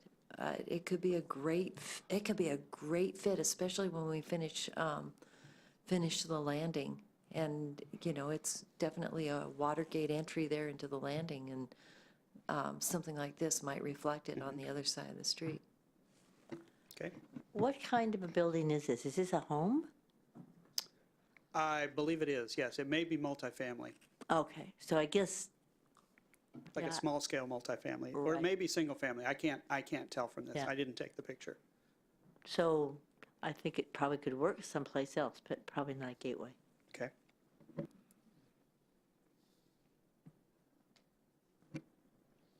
Yeah, I don't think it has the, I don't know. I don't know if it has the permanence I'm looking for the Gateway. But I like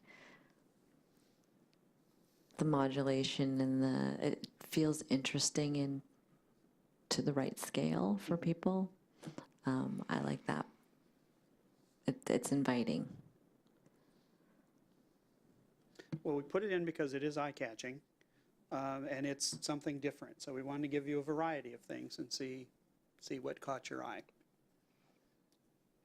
This one's a little different scale, different materials, variation of materials. Maybe this may be Councilman Ragnew's sandstone on the ground floor and different materials up above. Thoughts on this one? I really like this one. Because, Well, I like the two different materials, and I just thought it would really match with what we've got going on in downtown now, compared to a lot of the other stuff that we've seen. But this is a little more modern than what we have downtown, but I like it, especially for an office. it's a little hard to get a sense of the modulation in this one, excuse me, from this angle. But how does it appear to you in terms of its variation of the facade? I guess what I'm looking at, it looks like it is varying, or whatever, modulating. Okay? Anybody want to add anything on this one? I feel like it's too blocky. Like it just feels really heavy, and there's not a lot of modulation above. I think there's some on the base, but sorry. Oh, stair step. I think there's some here. Yeah, I just wrote too blocky and flat. Like I guess the massing is what I have an issue with. Okay. And that, we 'Cause have that- examples of massing in the next series. Yes. I like the materials. I like the lower level being different than the upper level. I think it's busy in the middle. And if you added a couple elements up in the middle, it'd look great. But the materials, I think, the contrasting materials play on each other.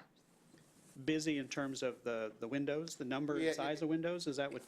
Yeah, just the sheer quantity of all those smaller Okay. windows. You know, and it might be just, instead of having 3 windows, it looks like to me there's banks of 3 windows together. Window, section. Right, And so you've got if a those were divider maybe here. one larger window, it might look different, or if there's, you know, the middle might have balconies. So that's an architectural thing, so, Right. but I'm looking at materials, and materials look, Okay. Well, we're also looking at windows, and that's part of that facade. So that's, your reaction to that is it looks busy, and that's helpful. Councilman Wilson? So overall, I was positive on this one. I like the materials, kind of the difference between the base and the upper. I think there are a lot of small windows again on this one, but I think this one plays better than the one I commented on before. Okay. I think it's more subtle. It's not just all windows, or I think they were stark white windows on the previous one, and these are a little more muted. But yeah, still lots of small windows, but it just seems like a better application of it. All right. I liked it. I agree with Councilmember McNeil that in that center section where it's kind of busy, if you threw in some balconies in there, that would really break that up a whole lot and make it a little bit more inviting. Looking at the base, I don't know if that's faux rock or real stone materials. I looking at it from here, it looks like, it reminds me of an old bank building. That you would see that it's very solid. And then I look at what's in between, and it's fine, it's functional, but it feels like I'm getting mixed messages on what the building is. You talking about the upper floors? Yeah, Okay. it just feels like, old bank and not. Okay. So if there was something, the windows that kind of tied it into that timeless feel of what the base is saying, then it would be more eye-catching to me, I suspect. Okay. All right, we got just a few more to go through. Some of these are going to look very similar, but you may have a different reaction to them. So, and again, thinking of this in terms of the gateway. So just real quick for the council, so it's 8:30. We're exactly halfway through this. A little more than half. Little bit. Well, it's 53 is the total Yes. of slides. So I was just doing Some of simple those are math. very repetitive, so. Is everybody okay, or do you want to take a break? I just wanted to check. We're okay still? Okay. Sorry to interrupt. No, but no, thank just you for asking. Time checking. I get rolling and I don't pay attention to the time, so. Okay, reactions to this building. Again, we're talking about the facade, the materials, the windows, not the massing and the scale, but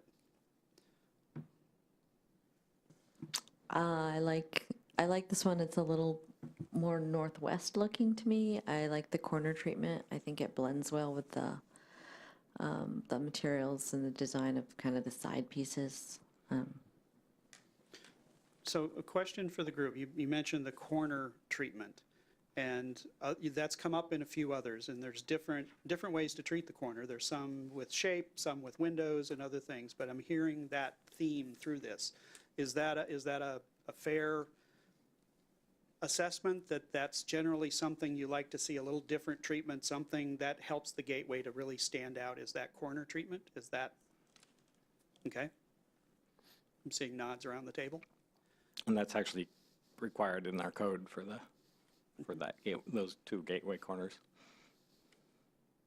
Okay. Other comments on this one, or we want to move on? We'll move on. Looks similar to some other ones that we may have looked at previously, but this time we're asking about, again, the materials, the facade. This has some of those balconies. I don't know if they're the right size. It also has, I'm not sure if that's maybe a unibrow in this case.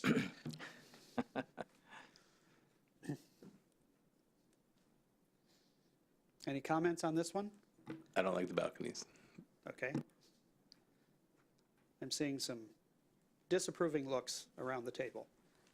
So, I think it was too consistent. It was kind of just came as one big box by just all consistent materials on the top portion of it.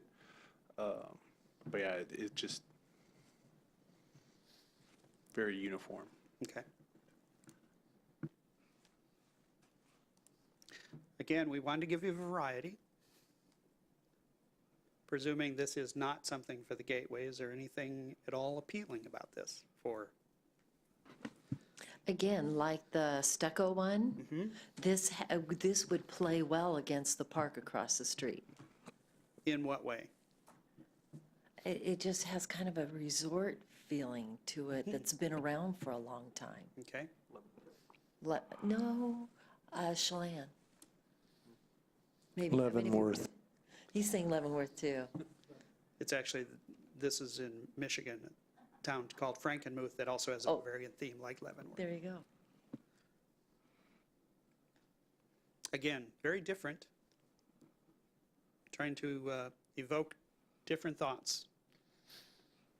I think the attempt here was to sort of make it look like a contemporary version of what's around it. Not suggesting they succeeded, but I think that was the intent. They failed. It's that corner treatment, not the corner treatment that you're looking for. I'm seeing a lot of head shaking around the table. Okay. Here's a different corner treatment, and this one is in downtown Bothell. This is the Shag building that's under construction. And again, as Dave mentioned, this is a requirement for some of the corners that we have. How do you feel about this one? Does it hit the mark? I thought it did when I saw that go up, the Shag building go up, but I thought like, now that's what I was thinking would happen down here. Okay.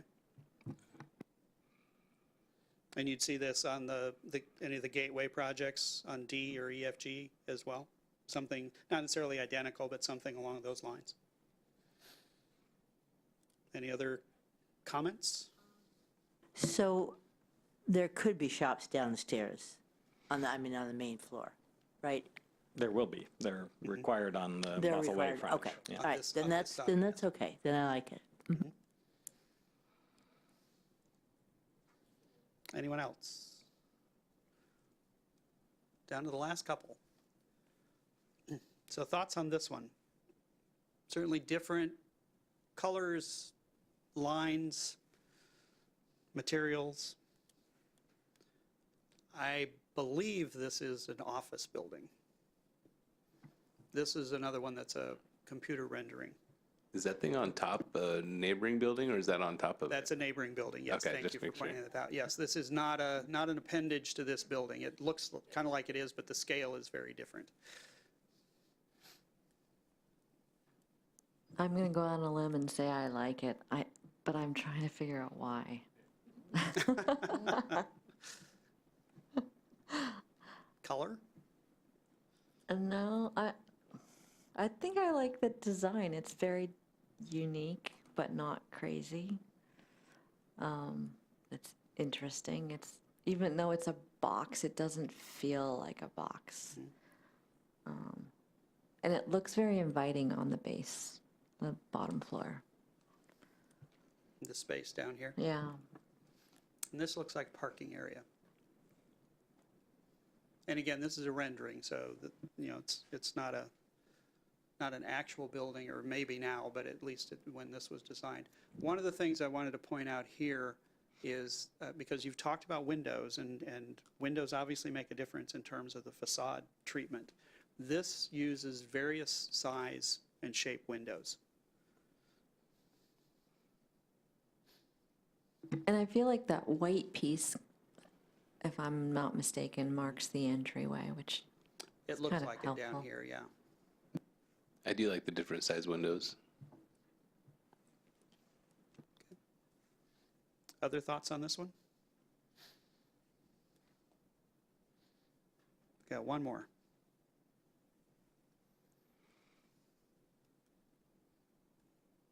This is in the Northwest. This is in the Proctor District in Tacoma. I really, really, really, really, really like this. I do.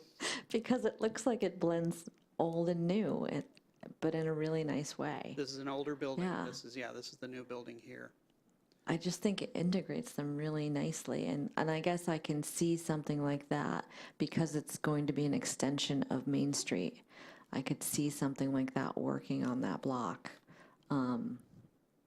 I love the brick, just looks timeless, and the colors they've chosen are interesting but not fatty or crazy, trendy. And it looks like different buildings on the block, so it feels more pedestrian friendly and to, people scaled. I just have a problem with that one green piece that goes up. I like everything else, but what's that? That is probably a portion of the building that comes right to the property line, so has to have a blank wall. So. Well, they could just change the color and I'd be okay. They do match that with another part of the building right here that's kind of hidden, so it's part of the theme.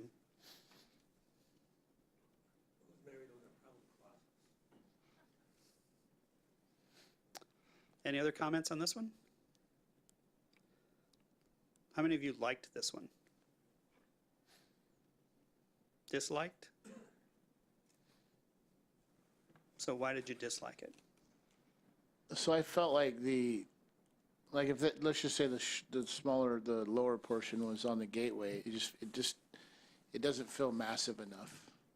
Doesn't feel like it's like stepping that far back. You talking about this?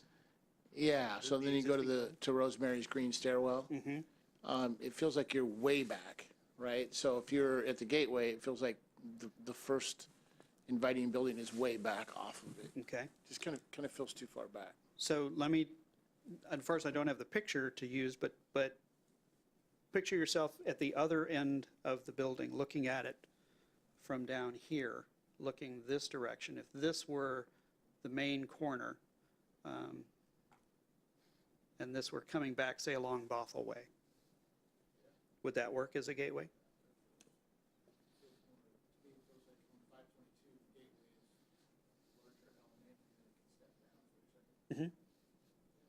Doesn't have to, but that would be one way to orient that. And it feels like that building on the corner was actually original. Yes. And then they put elements on the new building, the new brick, because you can, like the middle of those buildings look like it's brick, to encompass that architecture into that. Yeah. And there are a lot of those older two-story buildings in the Proctor District. That's actually quite common for that style of that era when that was developed. Anyone else? Okay, I think that was it for this one. Before we go on to the massing and scale, did you want to take a break? Yeah, we have one person that needs to go real bad. Yeah, on break, that is. So we're gonna take a break. 10 minutes, okay? So we keep on keeping on? So we'll be back at, well, let's make it 8:50.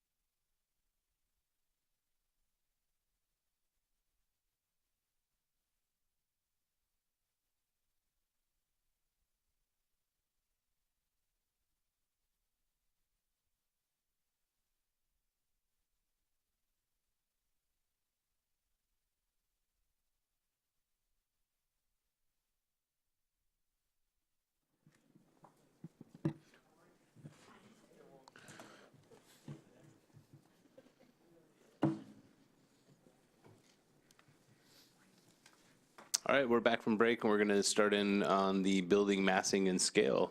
Mr. Catterman? So I'm going to ask Mr. Boyd to do a brief introduction on this. So here we're looking at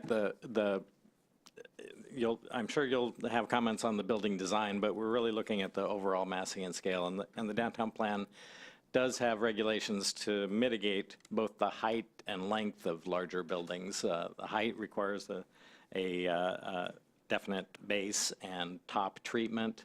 And the length, there are different ways to mitigate the length, or what we call modulation, by popping a section of the building out, by having individual pieces that extend out, or pieces that notch into the building. So with that in mind, we've got some examples that we want you to look at in terms of how they handle the building mass. Okay. So, We got to extend the meeting real quick, so just give us a second thank here. you. I'd like to make a motion to extend the meeting till 10 o'clock. It's moved by Deputy Mayor, seconded by Councilmember Olson to extend the meeting till 10 o'clock. Is there a discussion on the motion? All those in favor, raise your hand, say aye. Aye. And negative? Raise your hand. 2. Passes 5-2. All right, go ahead. And I'm not going to ask what you liked or didn't like about extending the meeting, so we'll just move on to the next.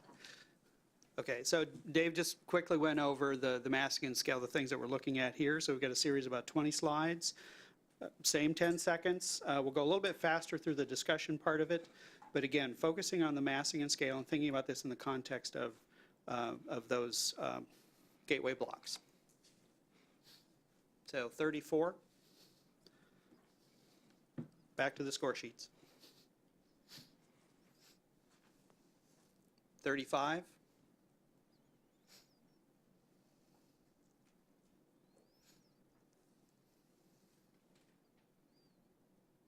36.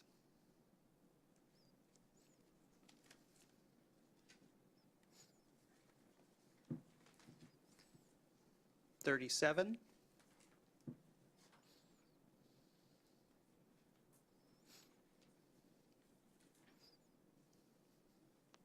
38.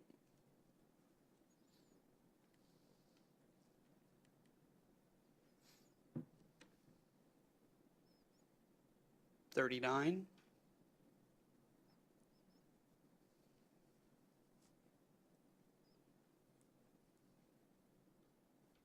40. Here we're looking mostly at the front element of this. We're not proposing towers. 41.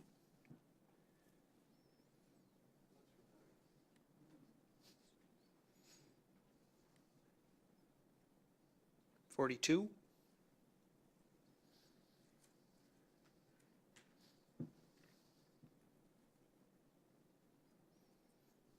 43.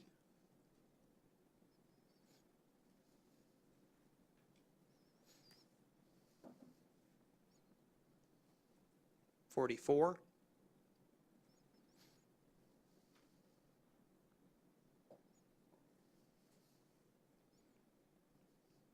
45.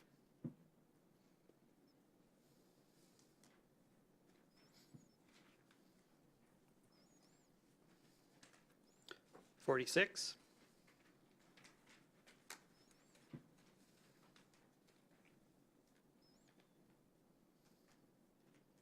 47.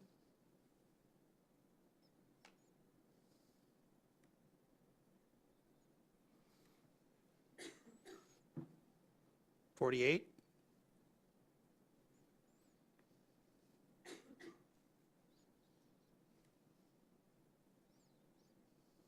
49.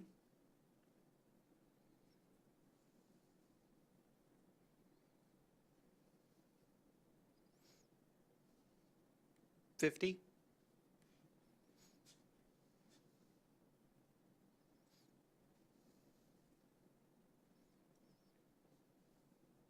51.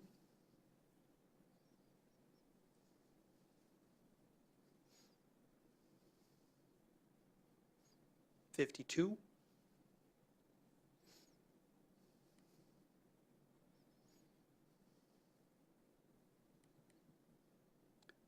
7:53.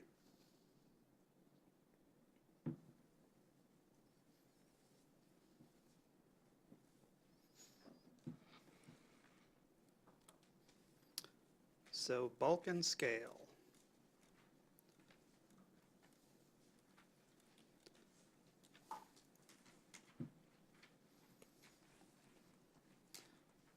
So back on 34, this is probably the epitome of mass and scale.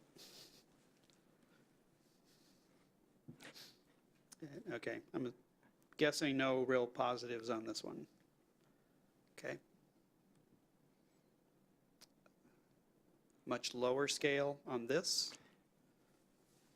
And one thing I meant to point out in the intro is that these blocks do have a minimum height of 20 feet. So even if it's a single level commercial building, it has to have a certain scale as shown here. If I could just add positively to this, I like the idea of the grounds and and then the walkability, and then I like that it has a little character.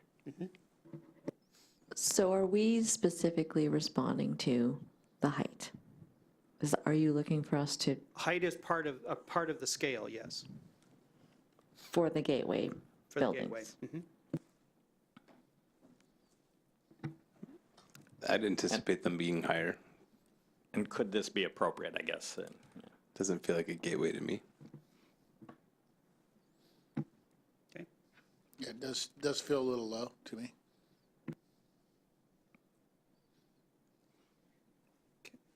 Little low, but I like how the front kind of main feature is taller and more prominent. So if it was all scaled up some, I think would be good because that gives a good corner presence. So back to the corner treatment that we talked about before. Okay. How about that one? I like this one. I think it's interesting. It's got a lot. The massing's broken up. It doesn't look like a block or a big box, even though it essentially is. It masks it really well. I would say that it doesn't do anything to invite me into the city. Seems like there's a little bit of a separation here with the landscaping right up next to the building. I do agree with the deputy mayor on the variability of it, but I do same with the corner thing going into the town. If they had that around that corner piece, it'd be good. How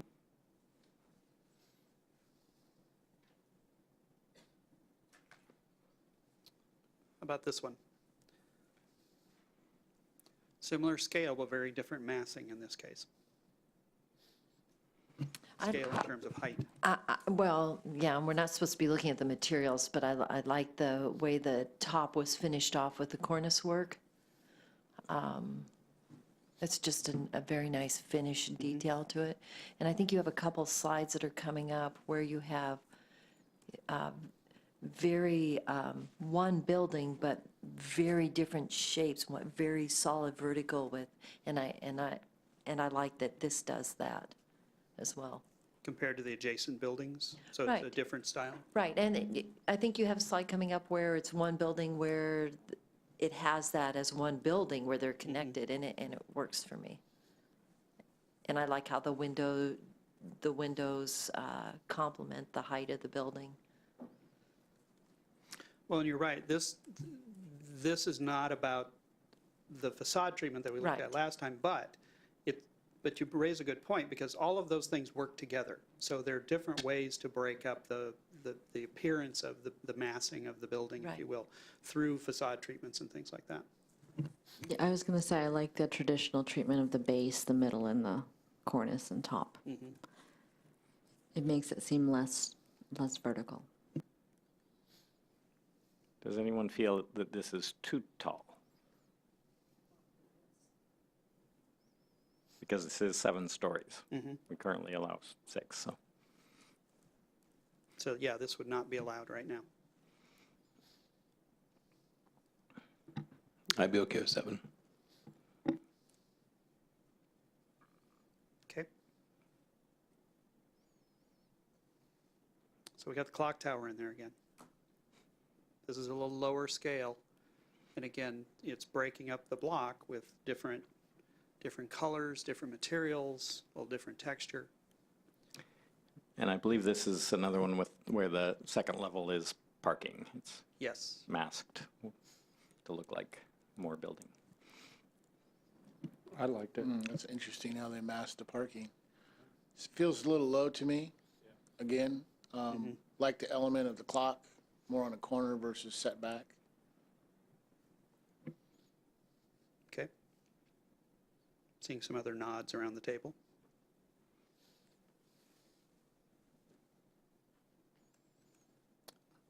Again, a little lower scale, very different treatment in terms of some of the other aspects that we talked about in the last set of slides. I mean, this one almost has it all, really. It's got materials, signage, variation in the height. It's a little low, but it's really nice. It's really nice. It's got the corner treatment and the emphasis on the entryway, and it's very appealing. That could be our what's Ken, the hangar. That could be our hangar. Oh, the hangar. Yeah, this building, the way it's structured is, it looks like there'd be a place for you somewhere. You would find a place where you could feel comfortable either working or relaxing in it. That is a public plaza on the upper level, and some sort of restaurant use on the upper level as well.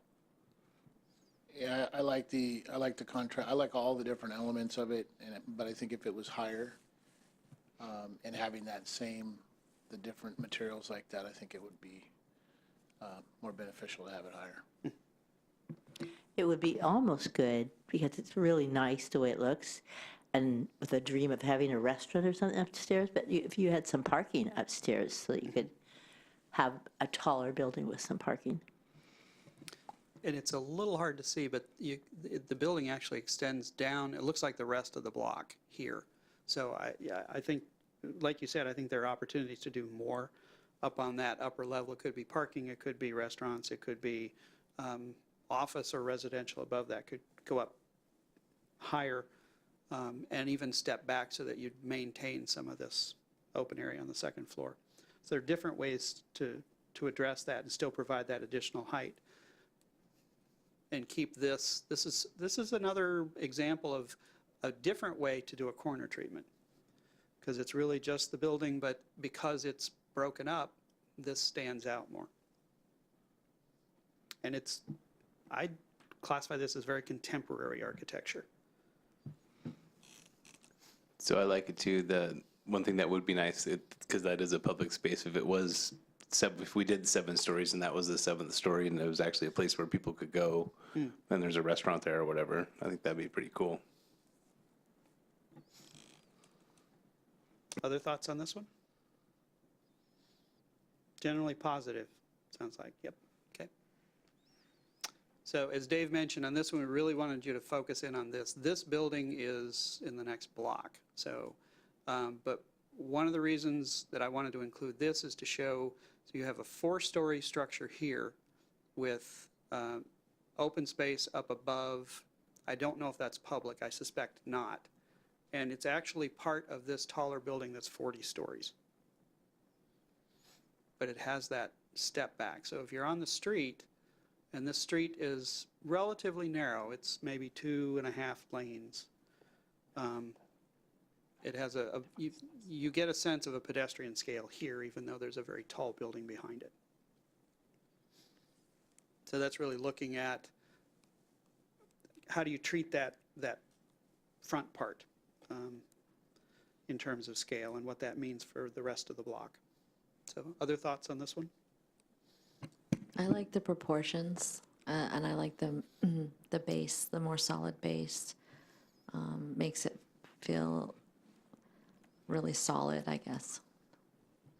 And when you say the proportions, what proportions? Well, even though the base is taller, somehow it still works. Like normally you have kind of a third. The base is like a third, and this is almost even close to half, but somehow it works, maybe because the corners go up a little bit and, Okay. So it doesn't necessarily look like it's 4 stories. right, yeah, it seems a bit smaller. You could have think of this, the bottom piece and then the base of the tower as what could be allowed here. I think that's probably 7 stories again, 4 and then 3. But,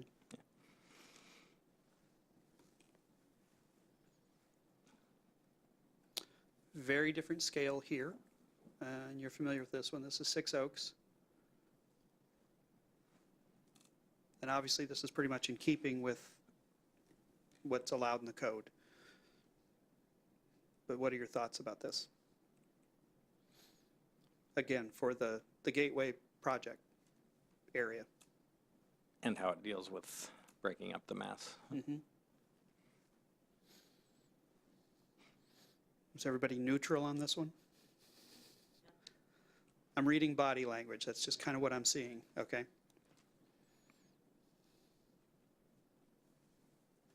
All right. Well, we have more. This one may look familiar as well.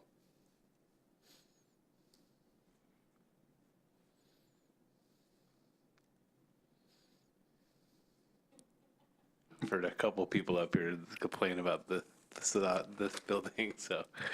But I'll just chime in and say that I don't like that they have the sliding glass door that just has like this iron rail that's literally against the building.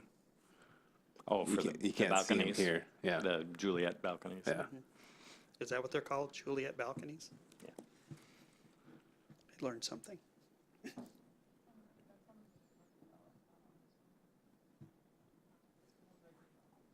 Oh, it does? Even on the backside. Yeah, that's what I was.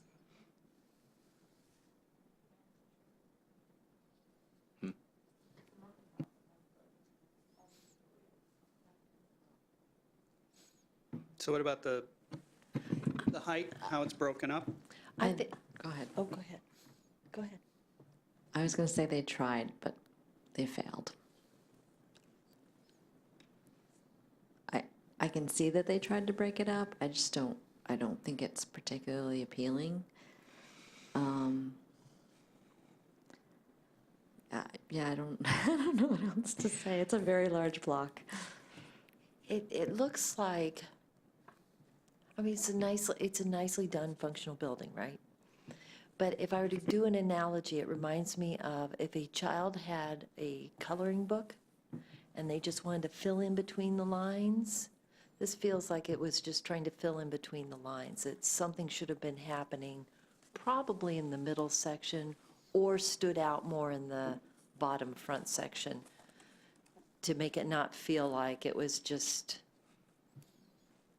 So are you, trying to fill in between the lines. are you reacting to this side of the building, I'm looking at the whole middle section. right here? Yeah, it's just, yeah, that wraps around the facade on both sides. Okay. It's, This the also, shaping is nice, it's just the coloring in between the lines that, and you're asking about the facade, the massing. the massing, yeah. Right, and the massing is fine, but if you go with a massing like this, do something in the detail that's going to look like you put some thought into the details of it. That doesn't make sense, does it? No, that's good. Details, you're talking about some of the facade treatment? Yeah, I mean, otherwise, that whole middle section it just really stands out. But if more attention had been given to what was happening in the middle white section, I'd be like, yeah, I like the way that's masked. But the way the facade is treated, it's just too much white coming out. And I can't appreciate the rest of what's going on with the building. Okay. I mean, we put this up here intentionally because I've heard a lot of negative comments about this. I'm trying to get a better sense of, I realize this is probably not the type of building you'd want to see in the Gateway, but there are aspects to this building that could be done as part of one of those Gateway projects. So we want to get a sense of why this building evokes the comments that it does. Could you share what aspects could be done that you see from your point of view? I can speak a little bit. Yeah. Okay, if I may. we'll let James. So the materials, the massing, the scale, to me, feels like I like the materials. I like the massing. But I think, a little bit taller is fine, but I think that massing is fine.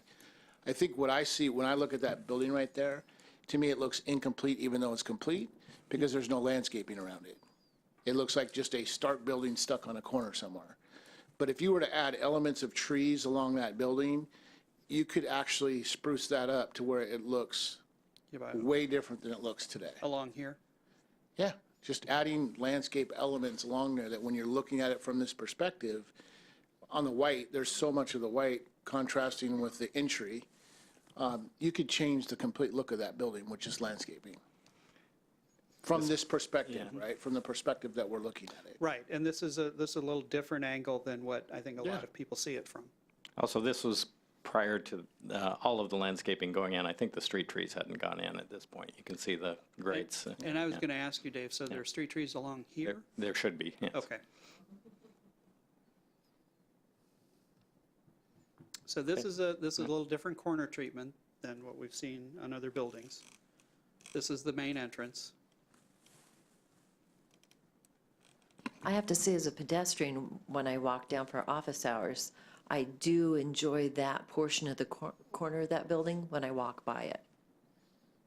It has kind of an old town, even though it's not an old town feeling, but it does kind of have an old town feel. I do enjoy that corner And when is I that walk by. because of the dark brick? I think so. think? I think the materials make, and the size of the windows. So one of the other reasons that personally I wanted to include this is because when you look at the size of this building relative to the block and relative to what's around it right now, it really stands out just because it is much bigger and bulkier than anything else that's around it. If there were other buildings of the same scale, I'm not saying this design, but this scale around it, it's not going to stand out as much. So in that context, are there things about this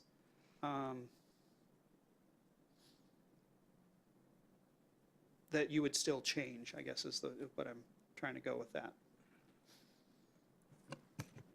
I think it's just the relentless flatness of the white Okay. that really makes it still seem monolithic, although they tried to carve pieces out of it. I think it's just the white is so stark and so flat.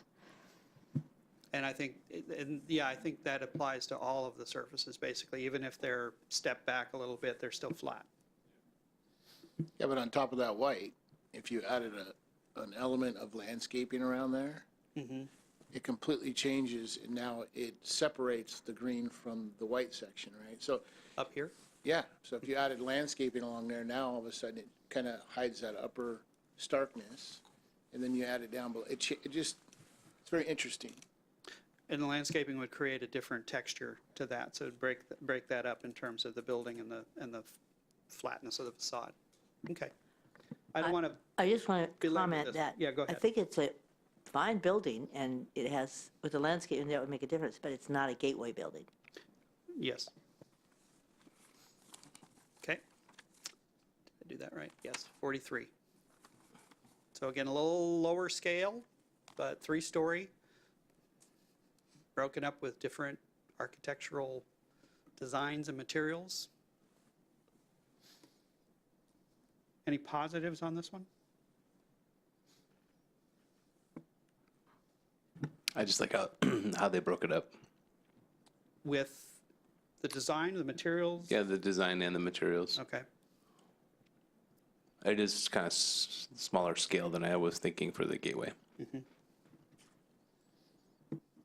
Other thoughts on this one? Yeah, it's neutral on this one, mostly for the size and scale of it. I did like the variation in the materials and the colors and moving in and out a little bit, but I think the scale the size of it was the drawback for me. So one of the themes I think I'm hearing, and correct me if I'm wrong, is that you like variation in the materials. That's okay, but materials that go together, that it's not just contrast, but there's some compatibility there. I'm not an architect. I don't know what the right words are for that, but Dave's an architect. He'll help us figure it out. Okay, a little different angle on this one. And part of the reason for that is we wanted to show the scale of this relative to what looked to be some townhomes, 3-story townhomes. So you've got a 4-story building with retail on the ground floor that's, I would say, without trying to be negative, that's fairly boxy, next to some what I would also consider boxy townhomes. But contrast the scale of those and the bulk of those.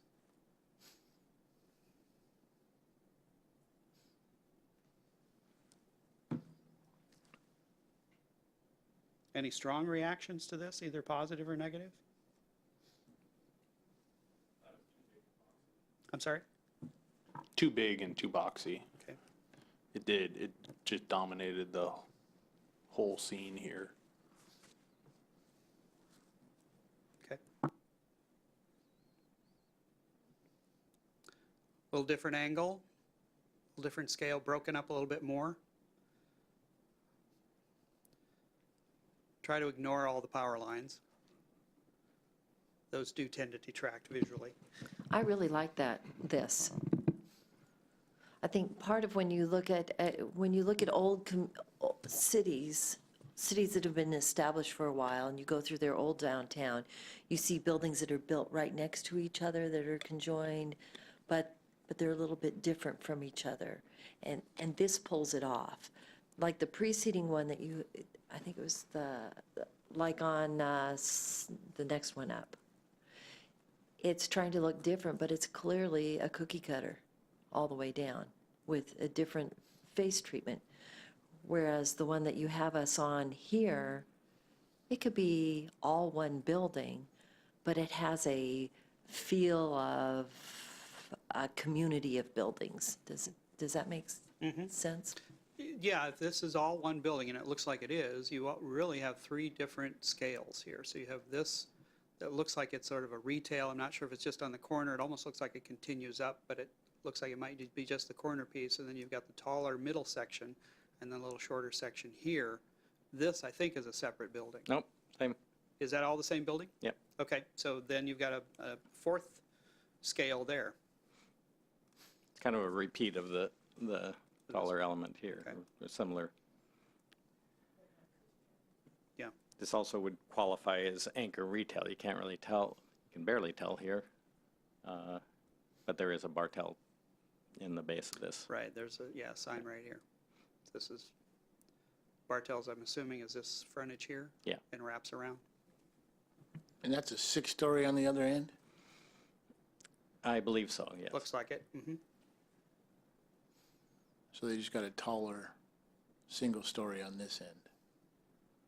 This could also be what might go along the Main Street side where there is an upper level setback requirement here, along the right side here. So this could be Main Street, and this could be Bothell Way, and this could be 522 on that side.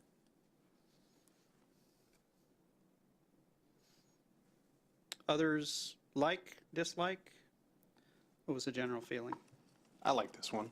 Overall, I think it had the variation both in kind of moving in and out, and then also this, smaller side on here that could work well on Main Street.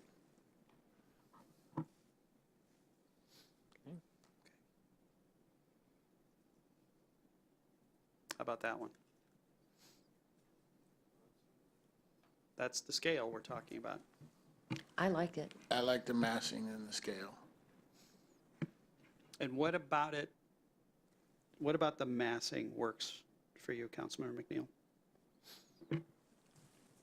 I just, to me, it feels like if that was a corner element right there, to me, it feels like it is true gateway.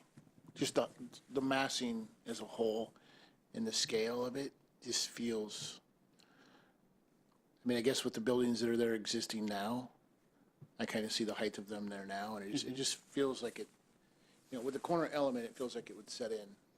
So you see this corner as a different treatment that's more of that inviting, draw people in? Okay. Yeah, and then you go, one side could go up, you know, 527, the other side is on Main Street, or, you know, you can do different elements on different sides of that building, but you have the corner gateway piece. Okay. I also really like this one. It reminds me of a modern version of that old brick building we saw with the base and the cornice. I like how it's broken up and the balconies they don't stick out just off of a flat face, but they're set back a little bit. Yeah, these are recessed a little here. Yeah, it's really nicely broken up. Proportions are good. The word that comes to me on this is, you know, with the different depths on here, is genuine. It just feels like a genuine reason to bring, you know, to come back and then come forward. It just, genuine, authentic. I don't know, it just has just a real feel to it.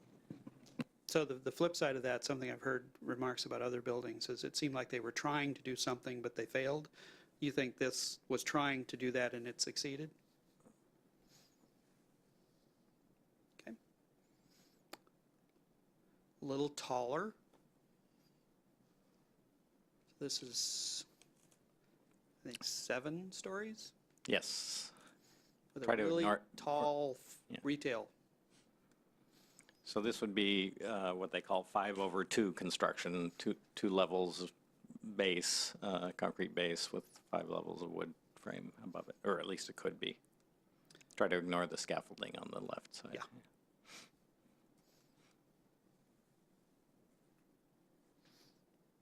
seeing a lot of thumbs down. And so similar scales, even some similar color, although window treatment's different. That can have an influence. Other reasons why you don't like this?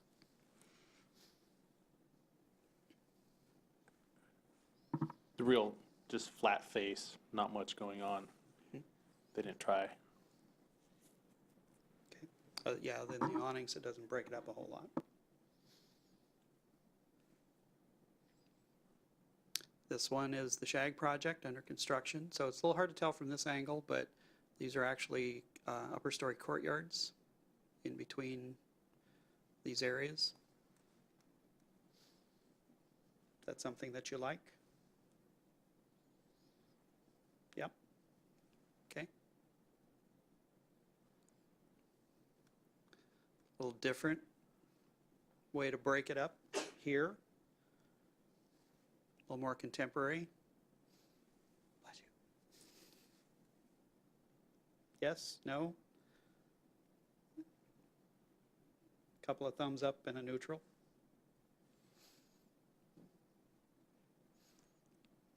What about this one?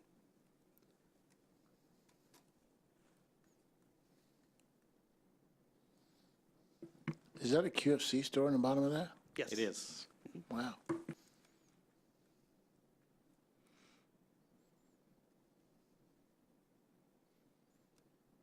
And I don't know,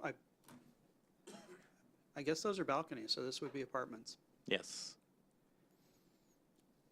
And this is another 7-story, although the 7th story may be set back from this facade.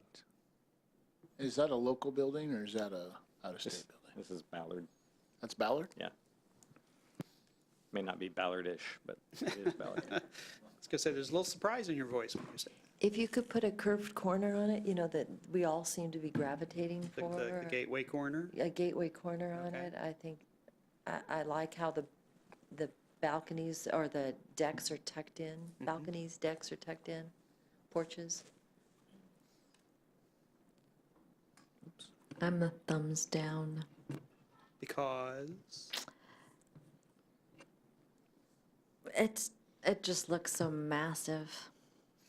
It's not really proportionally very pleasing. Not broken up enough? No. And it's busy.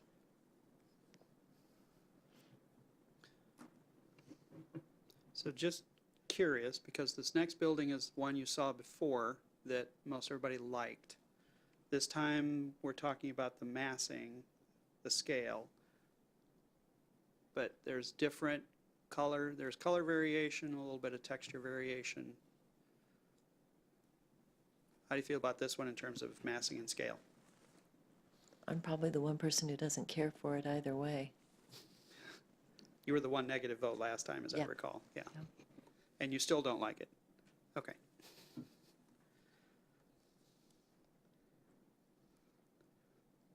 Massing and scale on this one? I mean, we're looking at, and again, that's, ignore the appendage, so it's 6 stories. That would be allowed. If we had to have a box, that's about the only box I've seen that I like. A decorative box, okay. Last couple. This does some different things with windows, popping out some windows and color. Again, balconies that are a little recessed. A long facade on this side, and a little different treatment over here. It's got a corner treatment. Again, reading body language, I'm seeing a lot of neutral to negative on this one. I actually liked it. Okay. I don't know about the yellow, but yeah, I like it. And what about it did you like? I thought it was unique. It had character, Okay. Not cookie cutter? but it's not too wild though, you know, like the Not the one with all marble machine. yeah. Yeah, I like how on the top floor, you know, it has the extension coming out. Yeah, Okay. just a little more character, playing with the popping out from the solid wall. All right. Can I be a actually like dissenting this. voice? I Oh, go actually ahead. like, No, I no, actually like this one as well. And what would really, on this one, what would actually be kind of unique is if it, I think the mayor spoke about that 7th floor restaurant, having that other roof line up on top and having that out overlook towards the southeast, I guess it would be. It just feels like you could do something there, add that extra element restaurant up on top. Kind of cool. Looking out toward the park. Yeah. Yeah. I said neutral, but actually it's kind of growing on me because I think the overhangs are kind of cool and look very northwest. You talking about these or these? No, the up roof overhangs. Yeah. The cornice. All on that. Okay. Last but not least.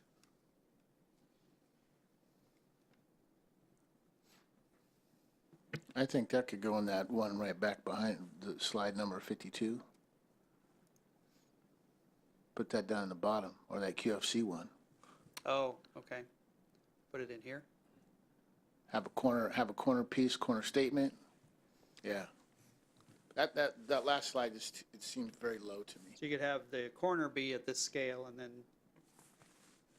more height and mass behind it. Yeah.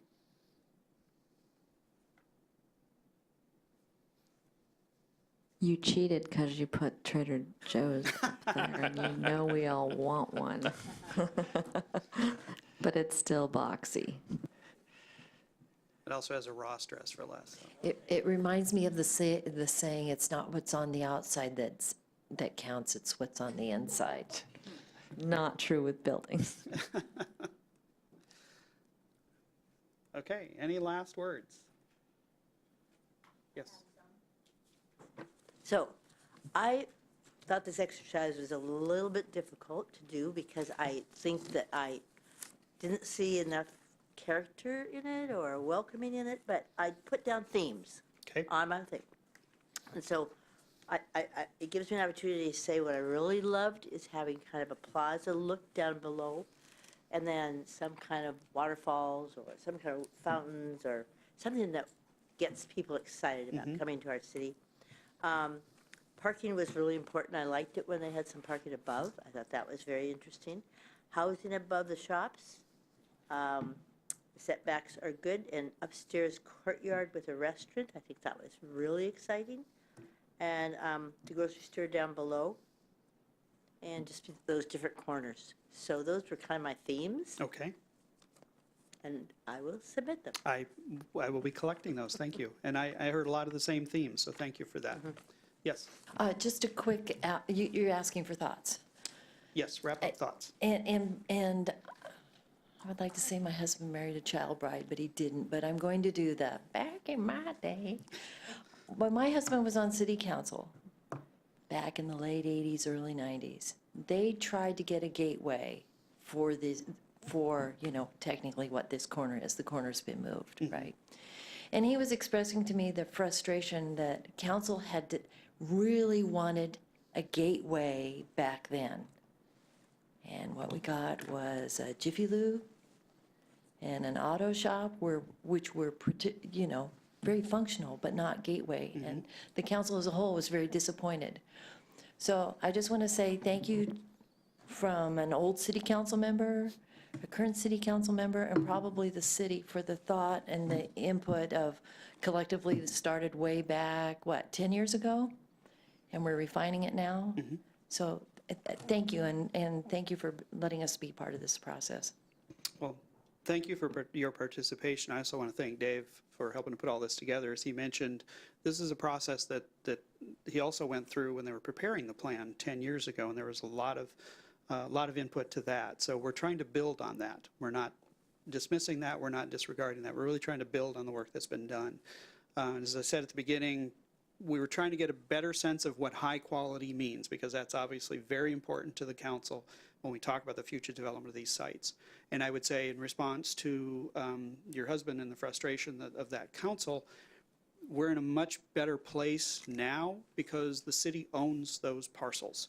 So as I said at the beginning, we don't necessarily need to change any of our code because we can negotiate some of these things through a purchase and sale agreement as well. There may be some other code changes that come out of this, but again, that would be a next step. You know, we would take all of your information as well as what we get from the folks in attendance here.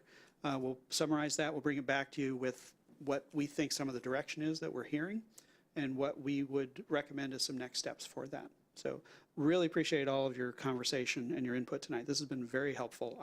I feel like I've got a better sense now of what is high quality to all of you individually as well as collectively. So we'll try to boil that down to something that we can bring back to you. And it's been a long session, so I appreciate your patience as we work through all of this. Dave has just a brief presentation for you on the parking study that was done for EF and G. It's sort of in the context of what we've been talking about tonight, so we want to bring you up to speed on that. And then we will be done with our part. Let me open that up for you.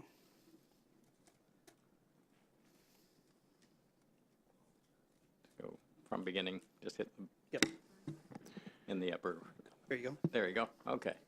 So I will make this brief, given the Hey, late hour. Hey, Dave, sorry to interrupt you, but there was other council members that wanted to kind of give conclusionary comments to you guys. That's okay. I didn't know that they wanted to too. So, Councilmember McNeil? Thank you, Mayor. And I'll keep mine brief. So I too want to thank you for the opportunity to have gone through this process. It sounds, you know, we heard from somebody from the public today speak to us a little bit about the process that had happened before. And having a conversation is an important thing. And so I appreciate having gone through this, looking at the massing, looking at all the different elements of buildings and understanding that we're studying this. And what we want to do is make sure that we are doing what's best for our community for now and for the future. And I think going through this process, it allows us to have a conversation. And in that conversation also allows our community to have their voice heard in the conversation as well, because we're not making final decisions today. We're just talking about things. And I think it's important that we at least have the conversation. You know, earlier you gave us a presentation on the GMA and the growth management and how our community is changing, how we're going to double in size in the next 30 years. And so these decisions we make today have a long-lasting impact on our community. And I think it's important that we look at these things and study. 10 years ago, there was decisions made, and maybe that looks completely different today because of the growth and the way our communities actually work, live, and play. So I appreciate the opportunity to have heard this. I look forward to continuing conversations on it and being the best Bothell we can possibly be. So thank you. Deputy Mayor. I want to thank you for making it more clear to us also, because I think we all had kind of very amorphous ideas about what we're looking for, and you kind of made them very solid. So we all kind of know now what we identify as high quality too. I want to reiterate that these two lots are probably the most important branding exercise that we'll be going through for downtown Bothell. I can't imagine anything, any sites more important than these two as far as branding for our city and making people, inviting them in. And so the themes that came across to me that really resonated were walkable, mixed-use buildings, placemaking, scale, pedestrian-friendly, and the corner gateway treatments. I think those, to me, were the ones the images that I found the most appealing. And so thanks for giving us an opportunity to try to figure out what we all meant when we told you we wanted high-quality design but couldn't exactly explain it. I think this was really helpful. Anybody else? We're good? Okay. Thank you for helping us help ourselves. Thank you. Dave. Okay. So as Mike said, we're going to focus now briefly on lot EFG. Excuse me. There we go.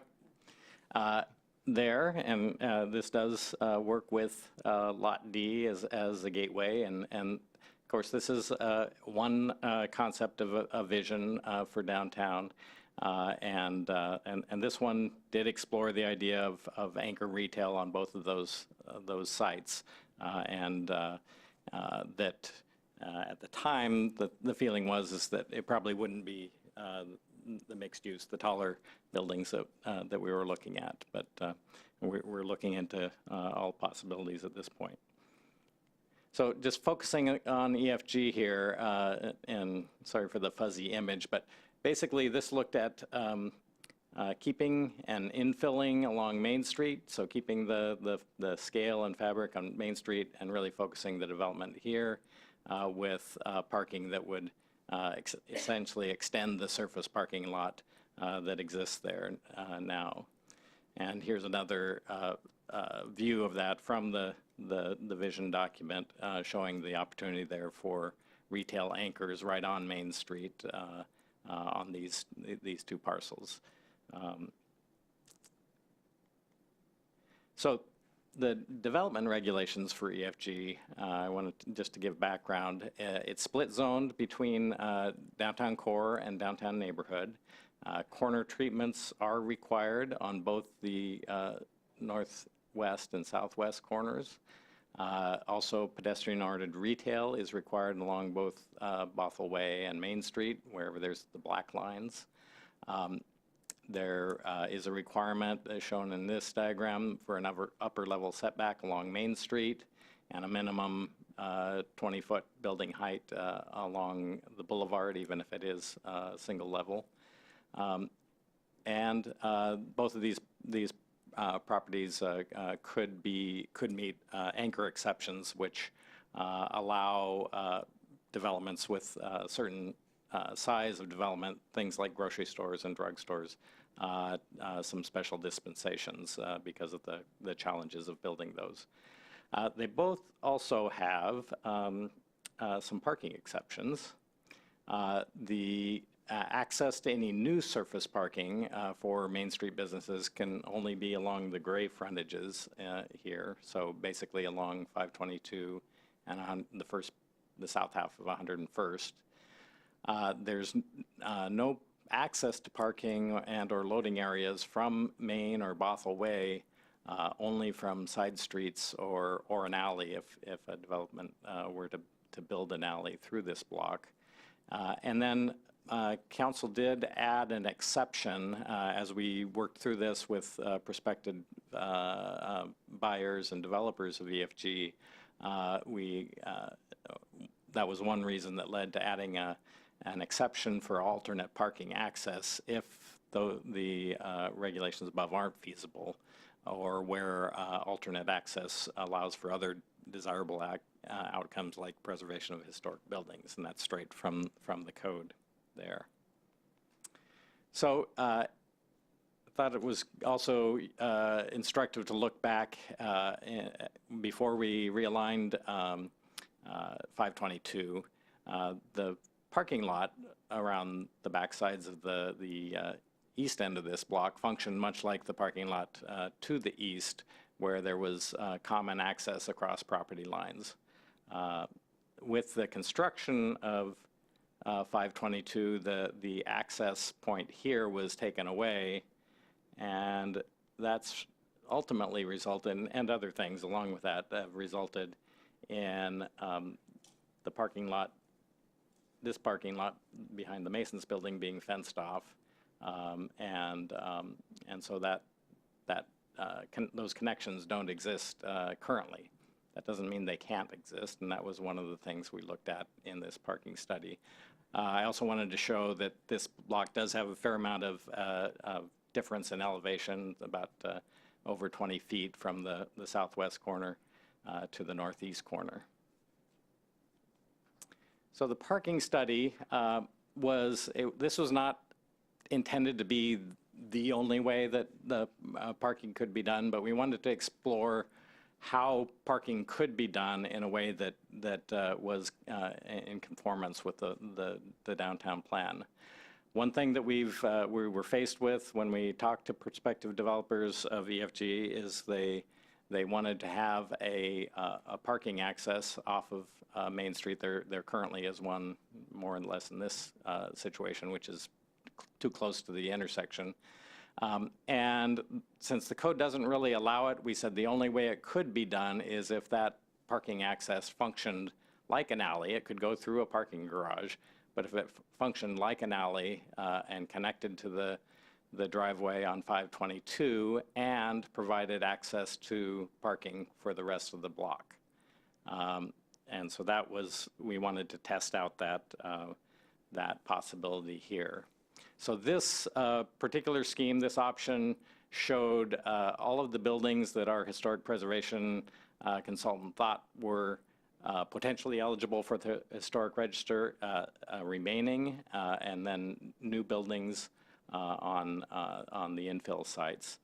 And this one did assume that the developer of EFG went first. So it still shows the Bothell Bank building as it is now with its surface parking lot existing. And then the second level up would show that second level of the parking deck that would be serving new development on EFG on the adjacent site and potential future development of the parking lot.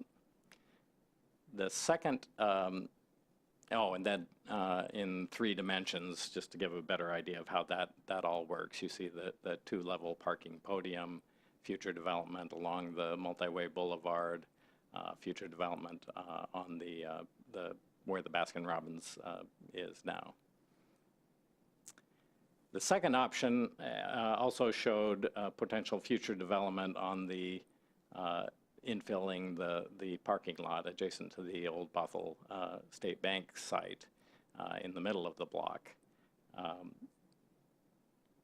and showed that could be done in a way that, and this did also assume that we were somehow able to negotiate and reestablish this common access off of 101st Avenue here that would come in, ramp down to the lower level of the parking structure, and go pretty much level to the upper level.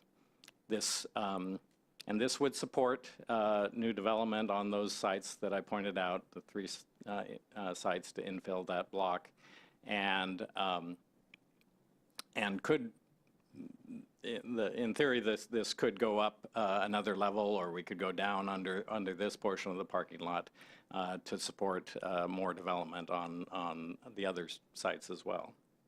So it wasn't intended to be, this way or the highway. We presented this to the owners of the block. We didn't get a lot of support, it didn't, but it did serve as a way to kind of focus the attention of this block on those issues. So the questions we wanted to pose to council with this study is, do the plan and development regulations still convey council's direction for this block? And if not, what types of changes might help? And then finally, the east end of parcel EFG is this narrow triangle, which is probably more valuable to the adjacent parcels to square off those adjacent parcels. And then EFG itself is probably going to mostly develop in squared off portion there. So we wanted to get feedback from council for staff and our brokers exploring such options. So with that, I'll entertain any questions and any feedback.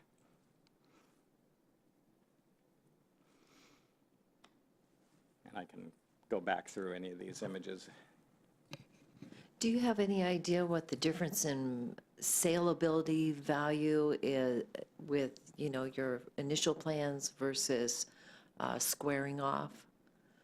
How would it impact the sale value and what we can do with EF and G if we were to square off?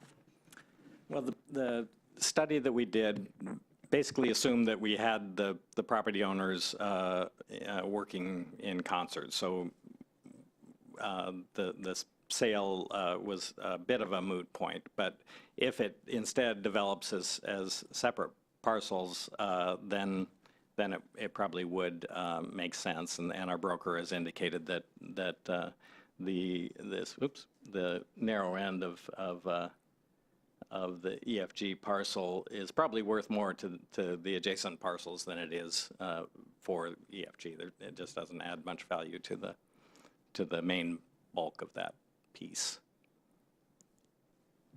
And it doesn't significantly impact the owner of EF and G's access to their property if we were to square off?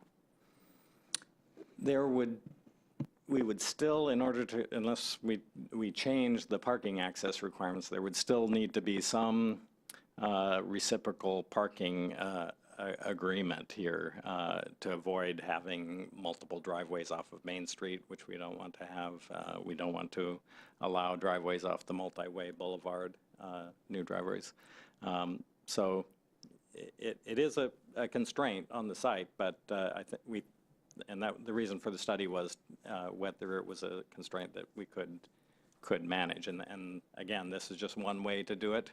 One thing I forgot to mention in this is that it doesn't really depend on the whole block being on board. If the Masons didn't want to participate in this, the ramp could be shortened, and you could still have a connection between the levels with a driveway access either here, if this development goes first, or potentially here, if this one goes first, as long as it provided access to the whole block. But I think you've hit on what's probably the crux of the challenge from the city standpoint is we're trying to address this in a comprehensive fashion to make sure that it really meets the needs of the entire block.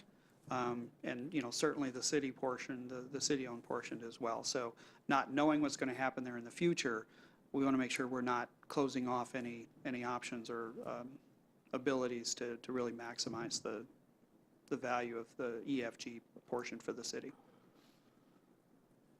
But as Dave said, there's more than one way to do this, and we're still open to exploring other options. Dave, can you go back to the slide that showed the, what'd you call it, alley it was an alley or whatever it was, is in the, yeah, right there. So that entry exit off of Main Street, you're saying that's okay there because it has an it's a complete alleyway? I guess I don't really understand It the would situation. function like an alley does, in that it would provide access to parking and services for the rest of the block. So, but the rest of the block isn't willing to work with us, it sounds like. Well, if, again, and now the ball is really in the court of potential developers. You know, they'll come with us with proposals, and then it'll be incumbent on them to work out arrangements with the other properties on the block. Okay. And I guess what I think I heard you said is that we don't really want that entry point on Main Street? Or we're trying to limit them, or?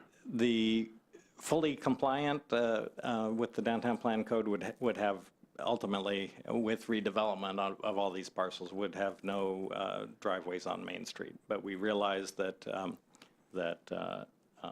some of these don't have any access at all. So we're trying to look into how that could happen with a limited number of driveways. And in this scenario, there would be two. This is an existing one, and then when this property developed, they would need to use this shared access that was developed with the EFG parcel.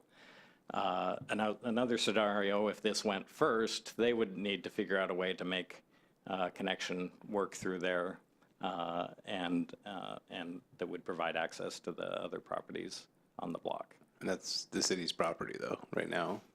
Yes. Where's the city's property in this diagram? That line? This piece. Okay.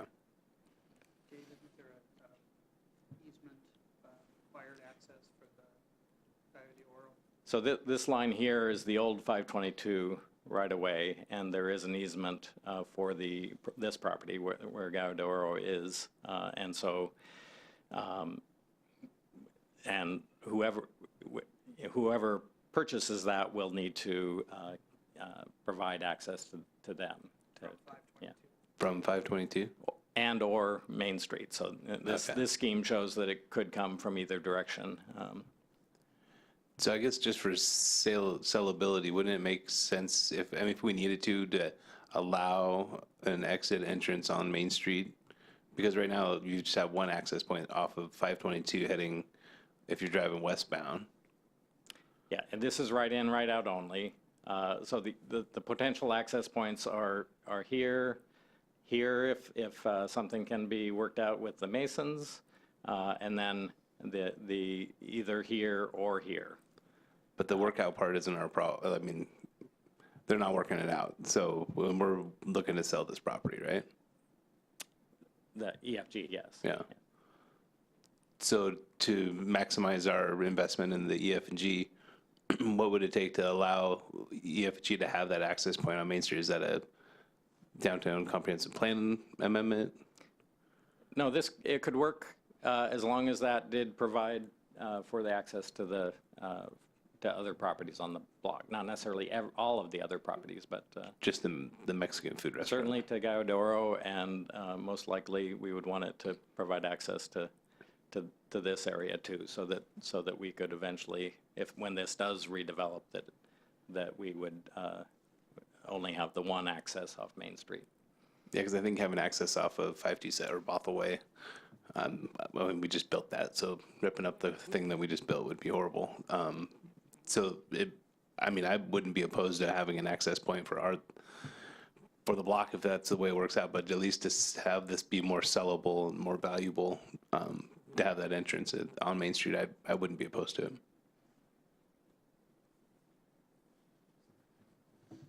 Deputy Mayor.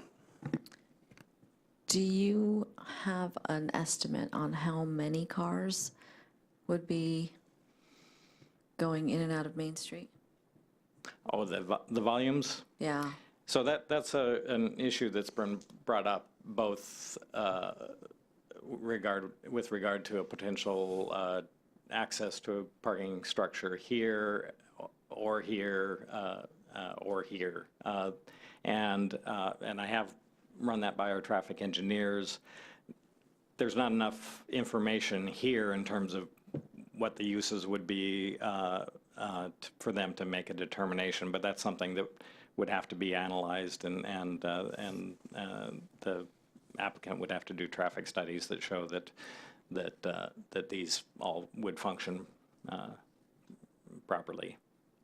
So, Because I can see the point of having an entry and exit on Main Street. I don't love it, but it's just common sense.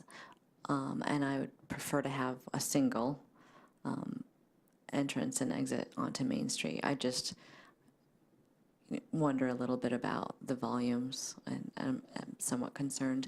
And then,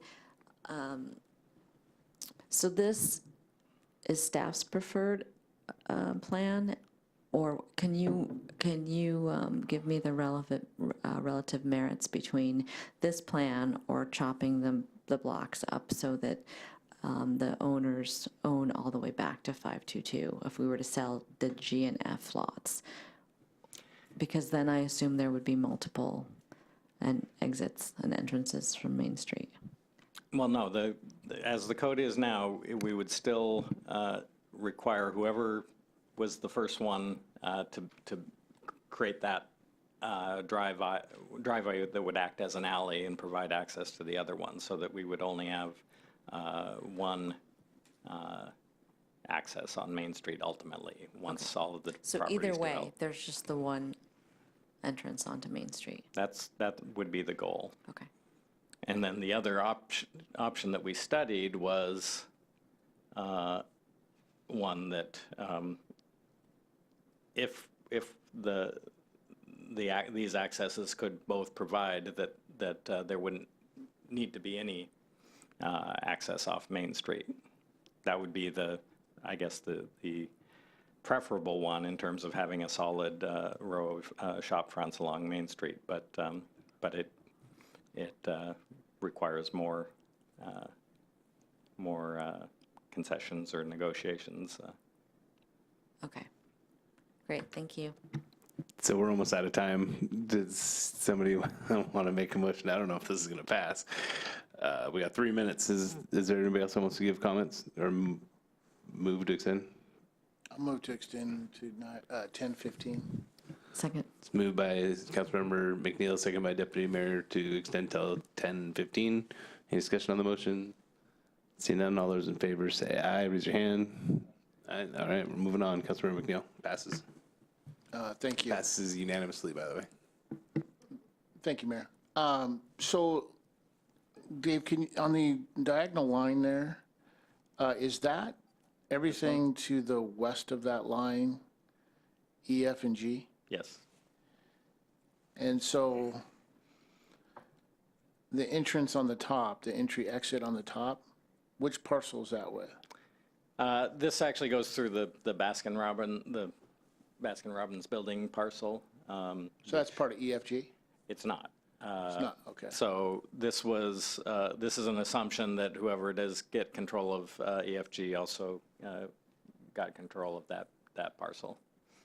Okay. It was bought by the developer that had a proposal for EFG, and Okay. And you had a parking structure image, I think? So looking at the future, the tallest building there would be the one that's on 527. yes. And then it looks like you'd enter, exit from 522 down there. Oops, sorry. Yeah, so I can read it. Yeah, there you go. So you Here, enter, exit there. Potentially here, if that can be worked out, or a driveway off of Main Street either. Okay, so what, if we Here, don't here. get if we're not able to utilize the one on the top, are we able to make it work with just the one on 527? No, I think Or 522, I'm sorry. I think that would be difficult. I think probably we would need to find a way to get second access. Okay, so can you go back to the E, F, and G? So we essentially, if I'm looking at this correctly, there was a piece where you said that we could potentially allow that to be encompassed in the other property. There was a property page or a sheet with a map, site map. Can you go back one or two slides? I think it's right there, yeah. I mean, I can see it on that one. This is probably the better one, yeah. Yeah, so the sliver you're talking about, is that where the entrance is, or is the entrance where it's already an entrance right now? The current driveway on Main Street? Okay, cursor down, I'm sorry, cursor down, right there. Yeah. Is that the entrance you're talking about that goes into the parking garage, the future parking garage? Yes, Okay, so that's already there, yes. okay. It could move somewhat if necessary, but And that's then where the it was other built. one is directly above it, the future one would be directly above it over to the right. Here? Oh, here. No, it'd be over to the left, right there where it'd be right where Baskin Robbins is now? Yes. Not there, but over? That's where it would be, okay. Yeah, I think the drawing shows that it coming through somewhere in this alignment, or maybe even more. Right there? Yeah. Okay, so both are already there. Am I correct? Both entry exits are already there? There's one here, Okay, and there's one here on Main Street. Those are the only two driveways on Main Street. okay, but the one that's up the alley on what would be the east side of the Mexican restaurant, if I'm saying that correctly, that's the one that's a future development in the other plan, right? Yes. So that was one, and then the one over off of the side street would be off of 101st would be the ones that, right, that we don't have control over, is that correct? That's correct. Okay. So it seems like we really need to have both of those too. Well, I would say we need, at a minimum, this. We have that though, and this. correct? And then, or this and one of these two. Okay, but we have the one on 522. We don't have anything else? Or we do have the one on 5? The one on 522 is the only one that provides direct access to EFG. This driveway provides an indirect access to it. Okay, all right, thank you. Councilmember Agnew? So who's going to be responsible for the parking on the new building that's going up on Bothell Way? I assume it's going to have residential above. Are they going to be responsible for that, or are we going to be adding these 152 stalls to help the residents in that building? The study that we did was just to show how it could be done. It wasn't it wasn't done with the assumption that the city would build that or manage it. So How many stalls are we going to be adding for the businesses on Main Street? the study, the point of departure was that that we would provide parking, as much parking as they currently have. We would provide at least that much. Retail on Main Street, there's no parking requirement for ground level retail, but we were saying we would provide what they have, and then there was enough new parking to support the development that was shown in the study. Okay. I wouldn't mind cutting off part of that EF and G to square it off, and I'm not opposed to the alleyway going through there at all. I just wanted to make sure that we get the businesses on Main Street more parking, because they've been complaining about that for quite a while.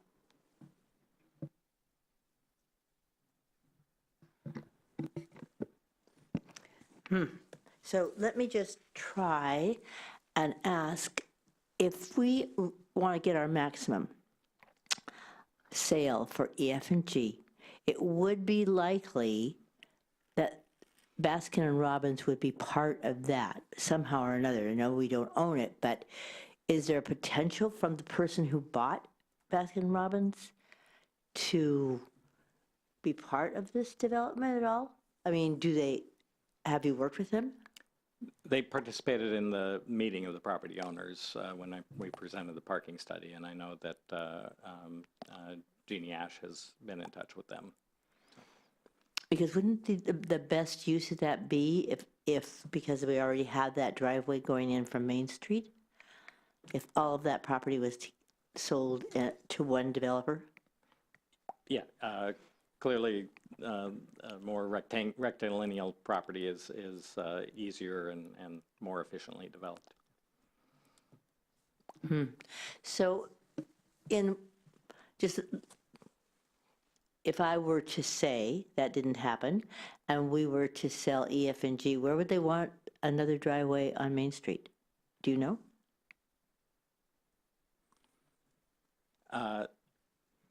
Since this seems to be one of the issues, I just wondered where it would go. So to date, all of the proposals we've had for EFG have assumed that they could get access across the west end of this parcel here. So whether they've negotiated that with that property owner or not, I don't know. But is there room for another driveway there, even from Main Street, for the EF and G? It'd be problematic because of the proximity. Right, it's close to the corner. Mm-hmm. Thank you. City Manager, do you have something to add there? I just wanted to reiterate that the owner of the Baskin-Robbins had already been under contract with the city to purchase EF and G. But due to the delays of the contamination cleanup, that's fallen out of escrow. Or fallen out of the purchase and sale agreement. So he is an interested party. We have met with them. We continue to talk with them. So that is originally what was considered the best alternative. But the city's no longer under a purchase and sale agreement with that gentleman at this time. One more question. So I've asked you this before, Jennifer, and you said that the city's responsible for all the cleanup, correct? Yes, that's correct. But if a developer wanted to purchase the property and clean it up, even though the city would still be held accountable, could that be a possibility? Right now, we're committed through the Department of Ecology. We've started a process to clean up EF and G and D, and I think it would be difficult for us to change that over and have a private party do that. That's a commitment. We're the property owner. It's a commitment we've made. We're moving towards a consent decree on EF and G, so I'm not sure that's something that's a possibility for the city.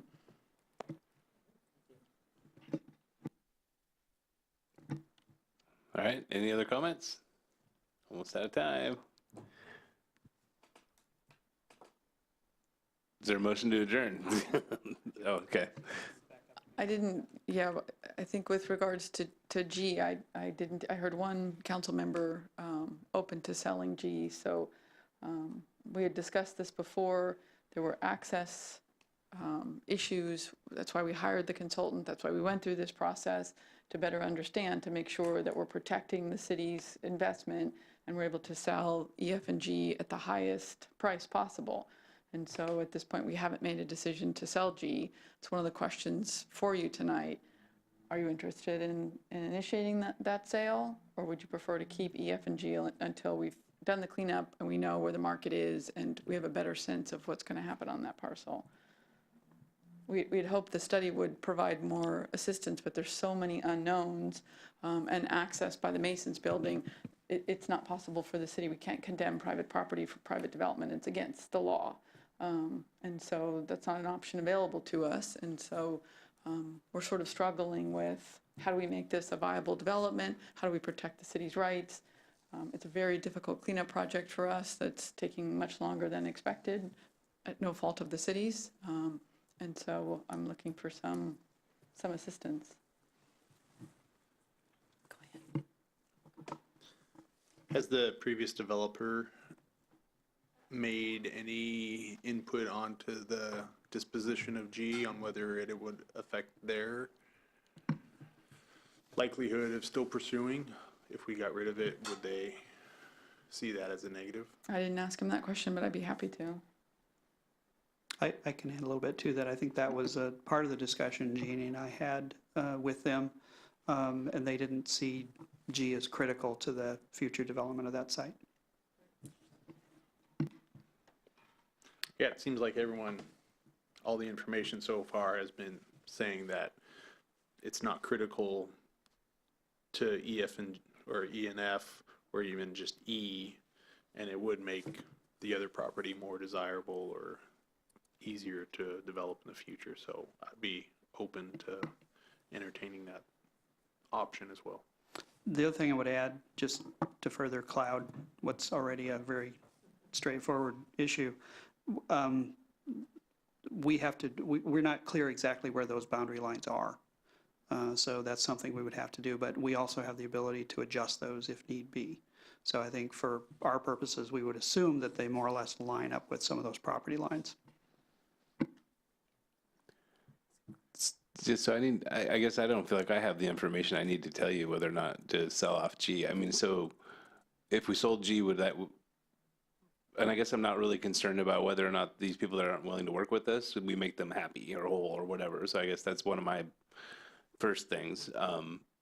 If we feel like that's the best and highest use of the property and it would be the best return or, best sale price to carve off G and sell it, and we still could sell E and F, I'd be okay with that. But I guess I don't feel like I know, based on the information that's been given to me, if that makes sense.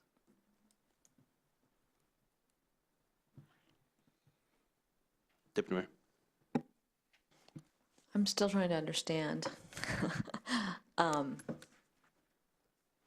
If we sold off G, I guess I don't understand what the impacts are. Does that mean there are 2 driveways going onto 522 potentially? Does that mean there are 2 driveways going onto Main Street? I'm not clear. Well, from code perspective, we would still ask any developer that redevelops to provide that access via an alley that would serve the adjoining properties. So I don't think that means that we would have another, in fact, I don't think WashDOT would allow another driveway on 522. I think that's it. It could move, but that's the only driveway that's going to be there. So then what does selling off G do? It would potentially make it possible to make that connection.